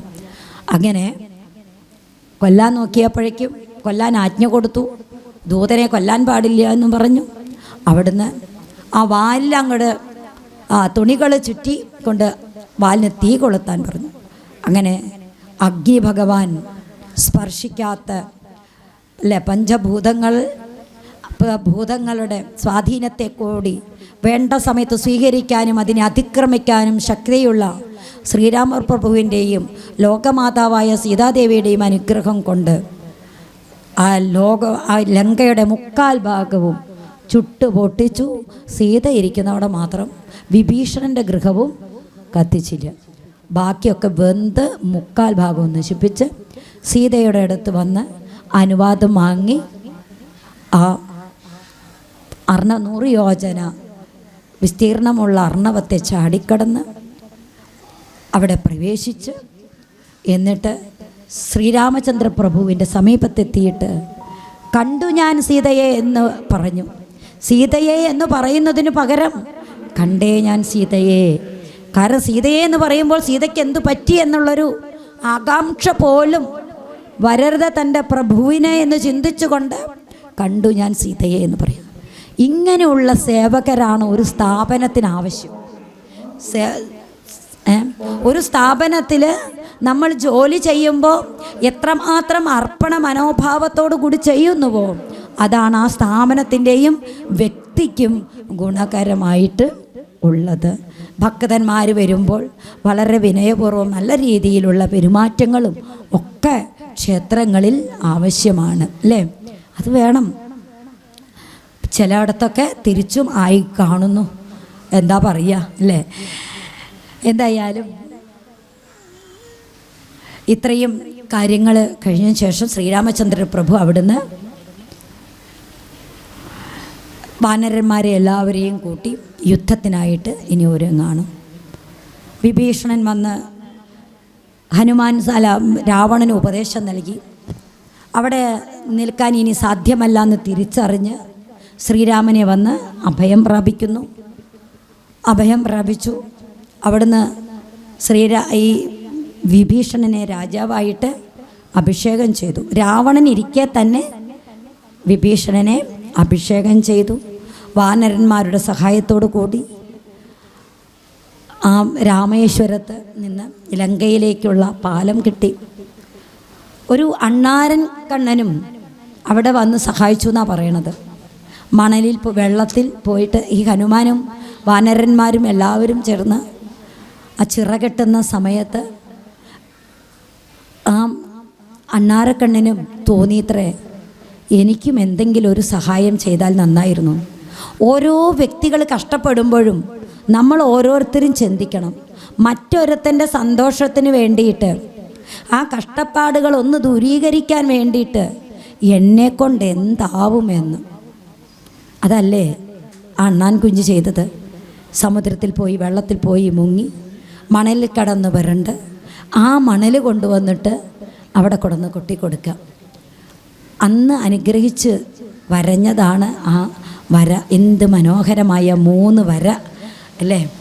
നോക്കൂ, ആ അണ്ണാറക്കണ്ണനൊക്കെ എന്തായാലും മോക്ഷത്തെ പ്രാപിച്ചു. പക്ഷെ അതിൻ്റെ തലമുറകൾക്ക് കൂടി ആ ഒരു പേര് സേവനത്തിൻ്റെ അടയാളമായിട്ടാണ് അണ്ണാൻ കുഞ്ഞിൻ്റെ മുകളിൽ കാണുന്ന 3 വര. വെറുതെ ചന്തത്തിന് വരച്ചതല്ല, അത് സേവനത്തിൻ്റെ അടയാളമാണ് എന്ന് പറയാണ്. അതെ അതെ. ഇനി അതെല്ലാം കഴിഞ്ഞു. രാവണ കൊട്ടാരത്തിലേക്ക് പ്രവേശിച്ചു. അസുരവധമെല്ലാം കഴിഞ്ഞു. വളരെ കഷ്ടപ്പെട്ട് വളരെ തപസ്സോടു കൂടിയിട്ടാണ് ഇന്ദ്രജിത്തിനെ പോലുള്ളവരെയൊക്കെ വധിച്ചത്. രാവണവധം കഴിഞ്ഞ് 12 മണി വരെയല്ലേ സമയം. അപ്പോൾ രാവണവധം കഴിഞ്ഞ് സീതയെ നോക്കൂ, സീതാദേവിയെ ആദ്യം പിന്നെന്താ പറയുക, രാവണൻ്റെ പത്നി മണ്ഡോദരി വരികയാണ്. അലമുറയിട്ട് കരഞ്ഞുകൊണ്ട് വരികയാണ്. ഭർത്താവിന് എത്ര തരം സ്വഭാവദൂഷ്യങ്ങളും ഉണ്ടെങ്കിലും പതിവ്രതാരത്നമായിട്ടുള്ള മണ്ഡോദരിക്ക് ഭർത്താവ് തന്നെയായിരുന്നു ഈശ്വരൻ. രാമനെ ശപിക്കണമെന്നുള്ള ചിന്തയോട് കൂടിയിട്ടാണ് മണ്ഡോദരി എവിടേക്ക് വന്ന സമയത്ത് മണ്ഡോദരിയുടെ നിഴൽ കണ്ട സമയത്ത് തന്നെ രാമൻ എഴുന്നേറ്റ് മാറി. പിന്നിലെ പുറകൂടെ ഇങ്ങനെ വരുന്നു ആ നിഴൽ. അന്യ സ്ത്രീയുടെ നിഴൽ പോലും തൻ്റെ ശരീരത്തിൽ പതിക്കരുത് എന്നുള്ള ചിന്തയുള്ള ഏകപത്നി വ്രതധരനാണ് രാമൻ. അപ്പോഴേക്ക് മാറി. ആ നിഴൽ പോലും തൻ്റെ ശരീരത്തിലെ ഒരു പതിവ്രതാരത്നത്തിൻ്റെ നിഴൽ തൻ്റെ ശരീരത്തിൽ മുട്ടരുത്. മാറി നിന്നു. മണ്ഡോദരിയുടെ കോപം അതേപോലെ ഉണ്ടായി. കാരണം പതിവ്രതകളായി ഉള്ളവർക്ക് അവർ ശപിച്ചാൽ ഈശ്വരനെ പോലും ശപിക്കാൻ സാധിക്കും അവർക്ക്. അത്ര പാതിവൃത്യത്തിന് അത്രയും പവറാണ് തന്നിരിക്കുന്നത്, അത്രയും നല്ല ശക്തിയാണുള്ളത്. ഇന്ന് സൂര്യൻ ഉദിക്കണ്ട എന്ന് പറഞ്ഞാൽ തടഞ്ഞു നിർത്താനുള്ള കഴിവുണ്ട് ഒരു യഥാർത്ഥ പതിവ്രതയ്ക്ക്. മാറിന്നു. അപ്പോൾ മണ്ഡോദരി പറയാണ്, രാമ, നിൻ്റെ വിജയത്തിൻ്റെ രഹസ്യം ഇതാണ്. എൻ്റെ ഭർത്താവിന് ശക്തിയും അറിവുമില്ലാത്തവനായിരുന്നില്ല. സംഗീതജ്ഞനാണ്, മഹാദേവൻ്റെ ഭക്തനാണ്, ശക്തിയുള്ളവനാണ്, വൈദ്യനാണ്. ഇനി ഏതെല്ലാം തലത്തിലുള്ള അറിവുണ്ടോ എല്ലാം രാവണനുണ്ട്. പക്ഷെ എന്നിട്ടും വധിക്കാൻ കഴിഞ്ഞത് എന്തുകൊണ്ടോ? അറിയിക്കാത്തത് ആഗ്രഹിച്ചത് കൊണ്ടാണ്. സ്ഥാനം തെറ്റിയ കാമമാണ് ഈ രാവണൻ്റെ കുലത്തെ നശിപ്പിച്ചത് എന്ന് പറയാം. നിനക്ക് ജയിക്കാനുണ്ടായതും ഇത് തന്നെയാണെന്ന് പറഞ്ഞു. ആര് സന്ദേശം നൽകി? രാവണദേഹമൊക്കെ വേണ്ട രീതിയിൽ ദഹിപ്പിക്കലും കാര്യങ്ങളൊക്കെ കഴിഞ്ഞു. വിഭീഷണനെ രാജാവായി വാഴിച്ചു. വിഭീഷണൻ്റെ അനുവാദത്തോടു കൂടി ലങ്കയിൽ പ്രവേശിക്കുന്ന രാമനെ എന്ന് കാണണം നമ്മൾ. കാരണം രാജാവ് വിഭീഷണനെ നേരത്തെ തന്നെ ആക്കിയിട്ടുണ്ട്. തനിക്ക് അത്ര പോലും രാജ്യമോഹമില്ല എന്ന് രാമൻ തെളിയിച്ചു കൊടുക്കുകയാണ്. രാമൻ തെളിയിച്ചു അത്. കാരണം നേരത്തെ തന്നെ രാജാവ്, അപ്പം രാജാവിൻ്റെ അനുമതി വേണമല്ലോ അവിടെ പ്രവേശിക്കണമെങ്കിൽ. വിഭീഷണനെ വേണ്ട രീതിയിൽ രാജകീയ രീതിയിൽ അഭിഷേകമൊക്കെ ചെയ്തു. സീത വരികയാണ്. വാൽമീകി രാമായണം പരിശോധിച്ചാൽ അവിടെ സീതയുടെ മുഖത്ത് പോലും രാമൻ നോക്കുന്നില്ല എന്ന് കാണാൻ സാധിക്കും. എന്തുകൊണ്ടെന്നറിയാമോ? ലക്ഷ്മണനോട് കഠിനമായ വാക്കുകൾ പറഞ്ഞതുകൊണ്ട്. നോക്കൂ, എത്ര സ്വന്തം അമ്മയെപ്പോലെ പരിപാലിക്കുന്ന ലക്ഷ്മണനോട് കഠിനമായ വാക്കുകൾ ചാബല്യത്തിന് അടിമപ്പെട്ടുകൊണ്ട് പറഞ്ഞുപോയി സീത. അപ്പോഴത്തെ ആ ഒരു വൈകാരികമായ ഭാവത്തിൽ നിന്ന് വന്നതാണ് അത്. ചിന്തിച്ച് നോക്കുക. അതിന് മറുപടിയാണ് രാമൻ നൽകിയത്. സീത പറഞ്ഞു, ഞാൻ എൻ്റെ കർത്തവ്യം എന്തോ അത് ഞാൻ ചെയ്തു കഴിഞ്ഞു. ഒരു ഭർത്താവ് എന്ന നിലയ്ക്ക് ഒരു പത്നിയെ ശത്രുവിൻ്റെ കയ്യിൽ നിന്ന് മോചിപ്പിച്ചെടുക്കേണ്ടത് അവൻ്റെ കർത്തവ്യമാണ്. അത് ഞാൻ ചെയ്തു കഴിഞ്ഞു. ഇനി നീക്ക് ആരുടെ കൂടെ വേണമെങ്കിൽ പോയി ജീവിച്ചോ. ഒരൊറ്റ വാക്ക്. ഗർജനമായിരുന്നു എന്നാണ് പറഞ്ഞു. മുഖത്ത് പോലും നോക്കിയില്ല. ഉടനെ സീതയ്ക്ക് മനസ്സിലായി. അഗ്നിയിൽ പ്രവേശം. രാമൻ അഗ്നിയിൽ ചാടാൻ പറഞ്ഞിട്ടൊന്നുമില്ല. രാമൻ ഇതേ പറഞ്ഞിട്ടുള്ളൂ. അഗ്നിപ്രവേശം ചെയ്ത് തൻ്റെ ചാരിത്രശുദ്ധിയെ തെളിയിച്ചു. വീണ്ടും സീതയ്ക്ക് ദുഃഖം തീർന്നില്ല അല്ലേ?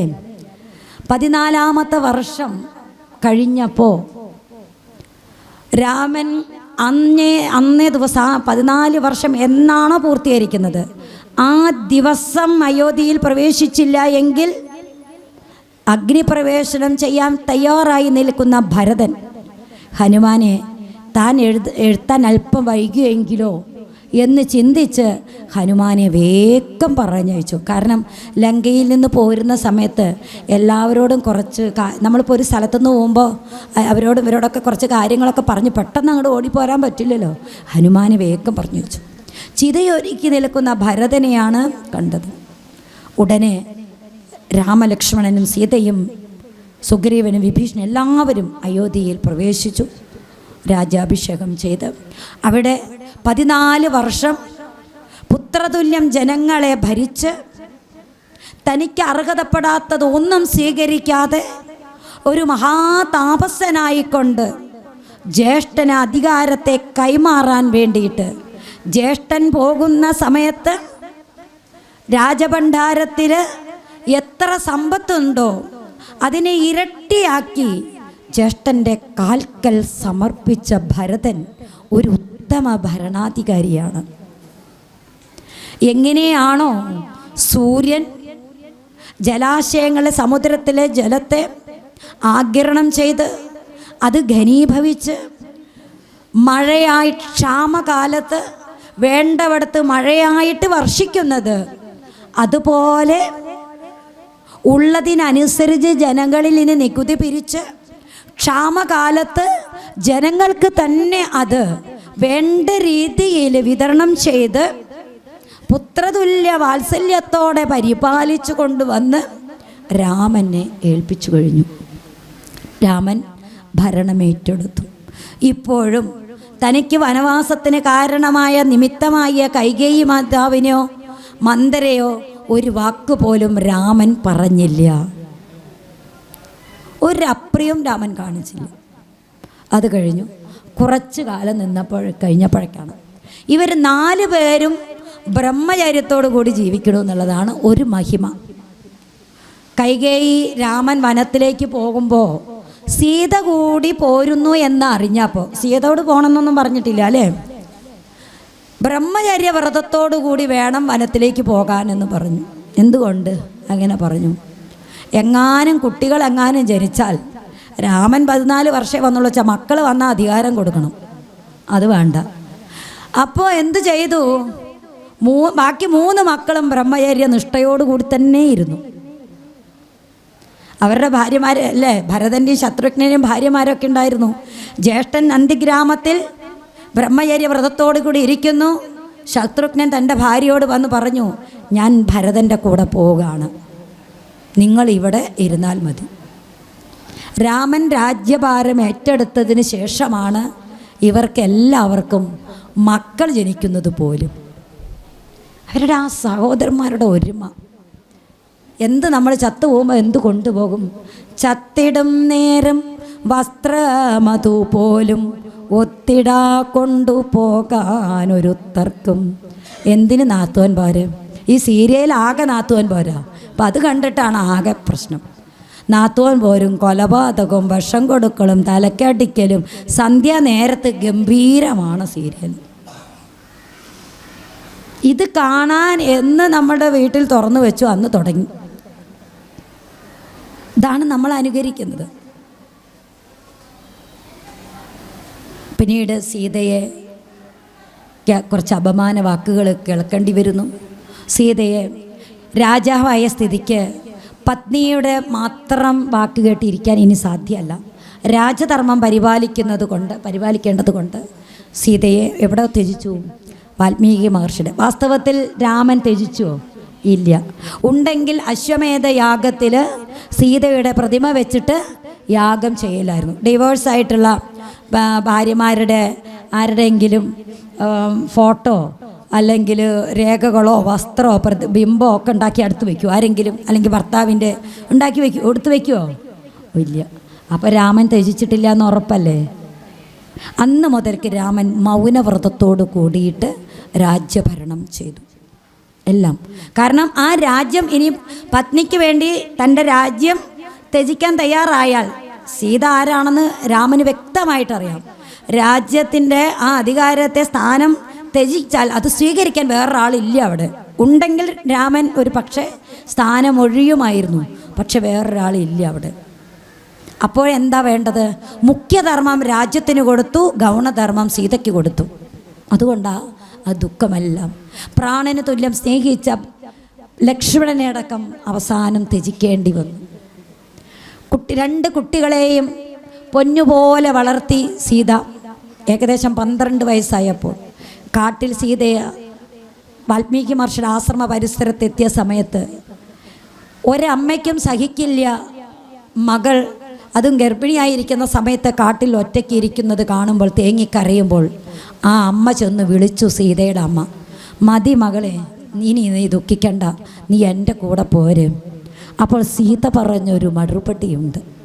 അമ്മേ, അയോധ്യയിലെ അനന്തര അവകാശികളെ എൻ്റെ ഉദരത്തിൽ രൂപം കൊണ്ടിരിക്കുകയാണ്. ഇതിനെ പരിഭാഗപ്പെടുത്തി അയോധ്യയിലെ ചക്രവർത്തിക്ക് ഏൽപ്പിക്കേണ്ട ഭാരിച്ചൊരു ചുമതല എൻ്റെ കയ്യിലുണ്ട്. അത് നിർവഹിച്ച് ഞാൻ അമ്മയുടെ കൂടെ വരാം. എന്തൊരു ധീരത! അത് കഴിഞ്ഞു.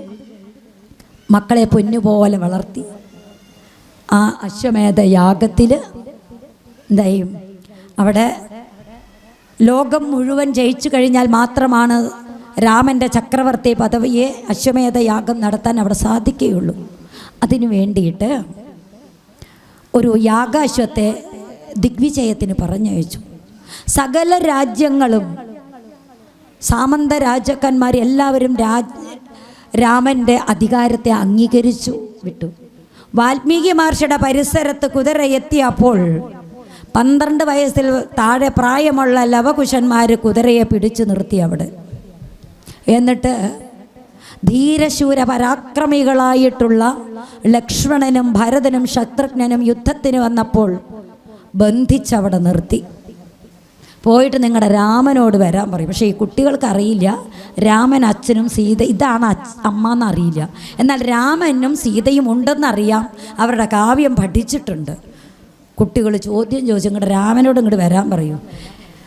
എന്തേ അധർമ്മം ചെയ്തതെന്ന് ചോദിച്ചു. അപ്പോൾ പറഞ്ഞു, നിങ്ങളല്ലേ പറഞ്ഞ രാമൻ ധർമ്മവിഗ്രഹമാണെന്ന്. ഗർഭിണിയായ സീതയെ കാട്ടിൽ ഉപേക്ഷിച്ച നിങ്ങളുടെ രാമനെ വേണ്ടിയിട്ടാണോ നിങ്ങൾ ഇത്ര ധർമ്മിഷ്ഠനാണ് എന്നൊക്കെ ഘോരം പറയണമെന്ന്. ഇങ്ങോട്ട് വരാൻ പറഞ്ഞു. രാമൻ വന്നു.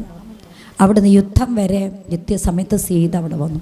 അപ്പോഴാണ് കുട്ടികൾ തൻ്റെ അച്ഛനും അമ്മയുമാണെന്നും സീതയെ രാമൻ ഉപേക്ഷിച്ചിട്ടില്ല എന്നും സീത രാമനെയും ഉപേക്ഷിച്ചിട്ടില്ല എന്നും അച്ഛൻ്റെ മഹിമ അമ്മ മക്കൾക്ക് പറഞ്ഞു കൊടുത്തും അച്ഛൻ അമ്മയുടെ മഹിമ മക്കൾക്ക് പറഞ്ഞു കൊടുത്തും കുടുംബ ഭദ്രതയെ ഊട്ടി ഉറപ്പിക്കേണ്ടത് നമ്മുടെ ഓരോരുത്തരുടെയും കർത്തവ്യമാണ്, കടമയാണ്.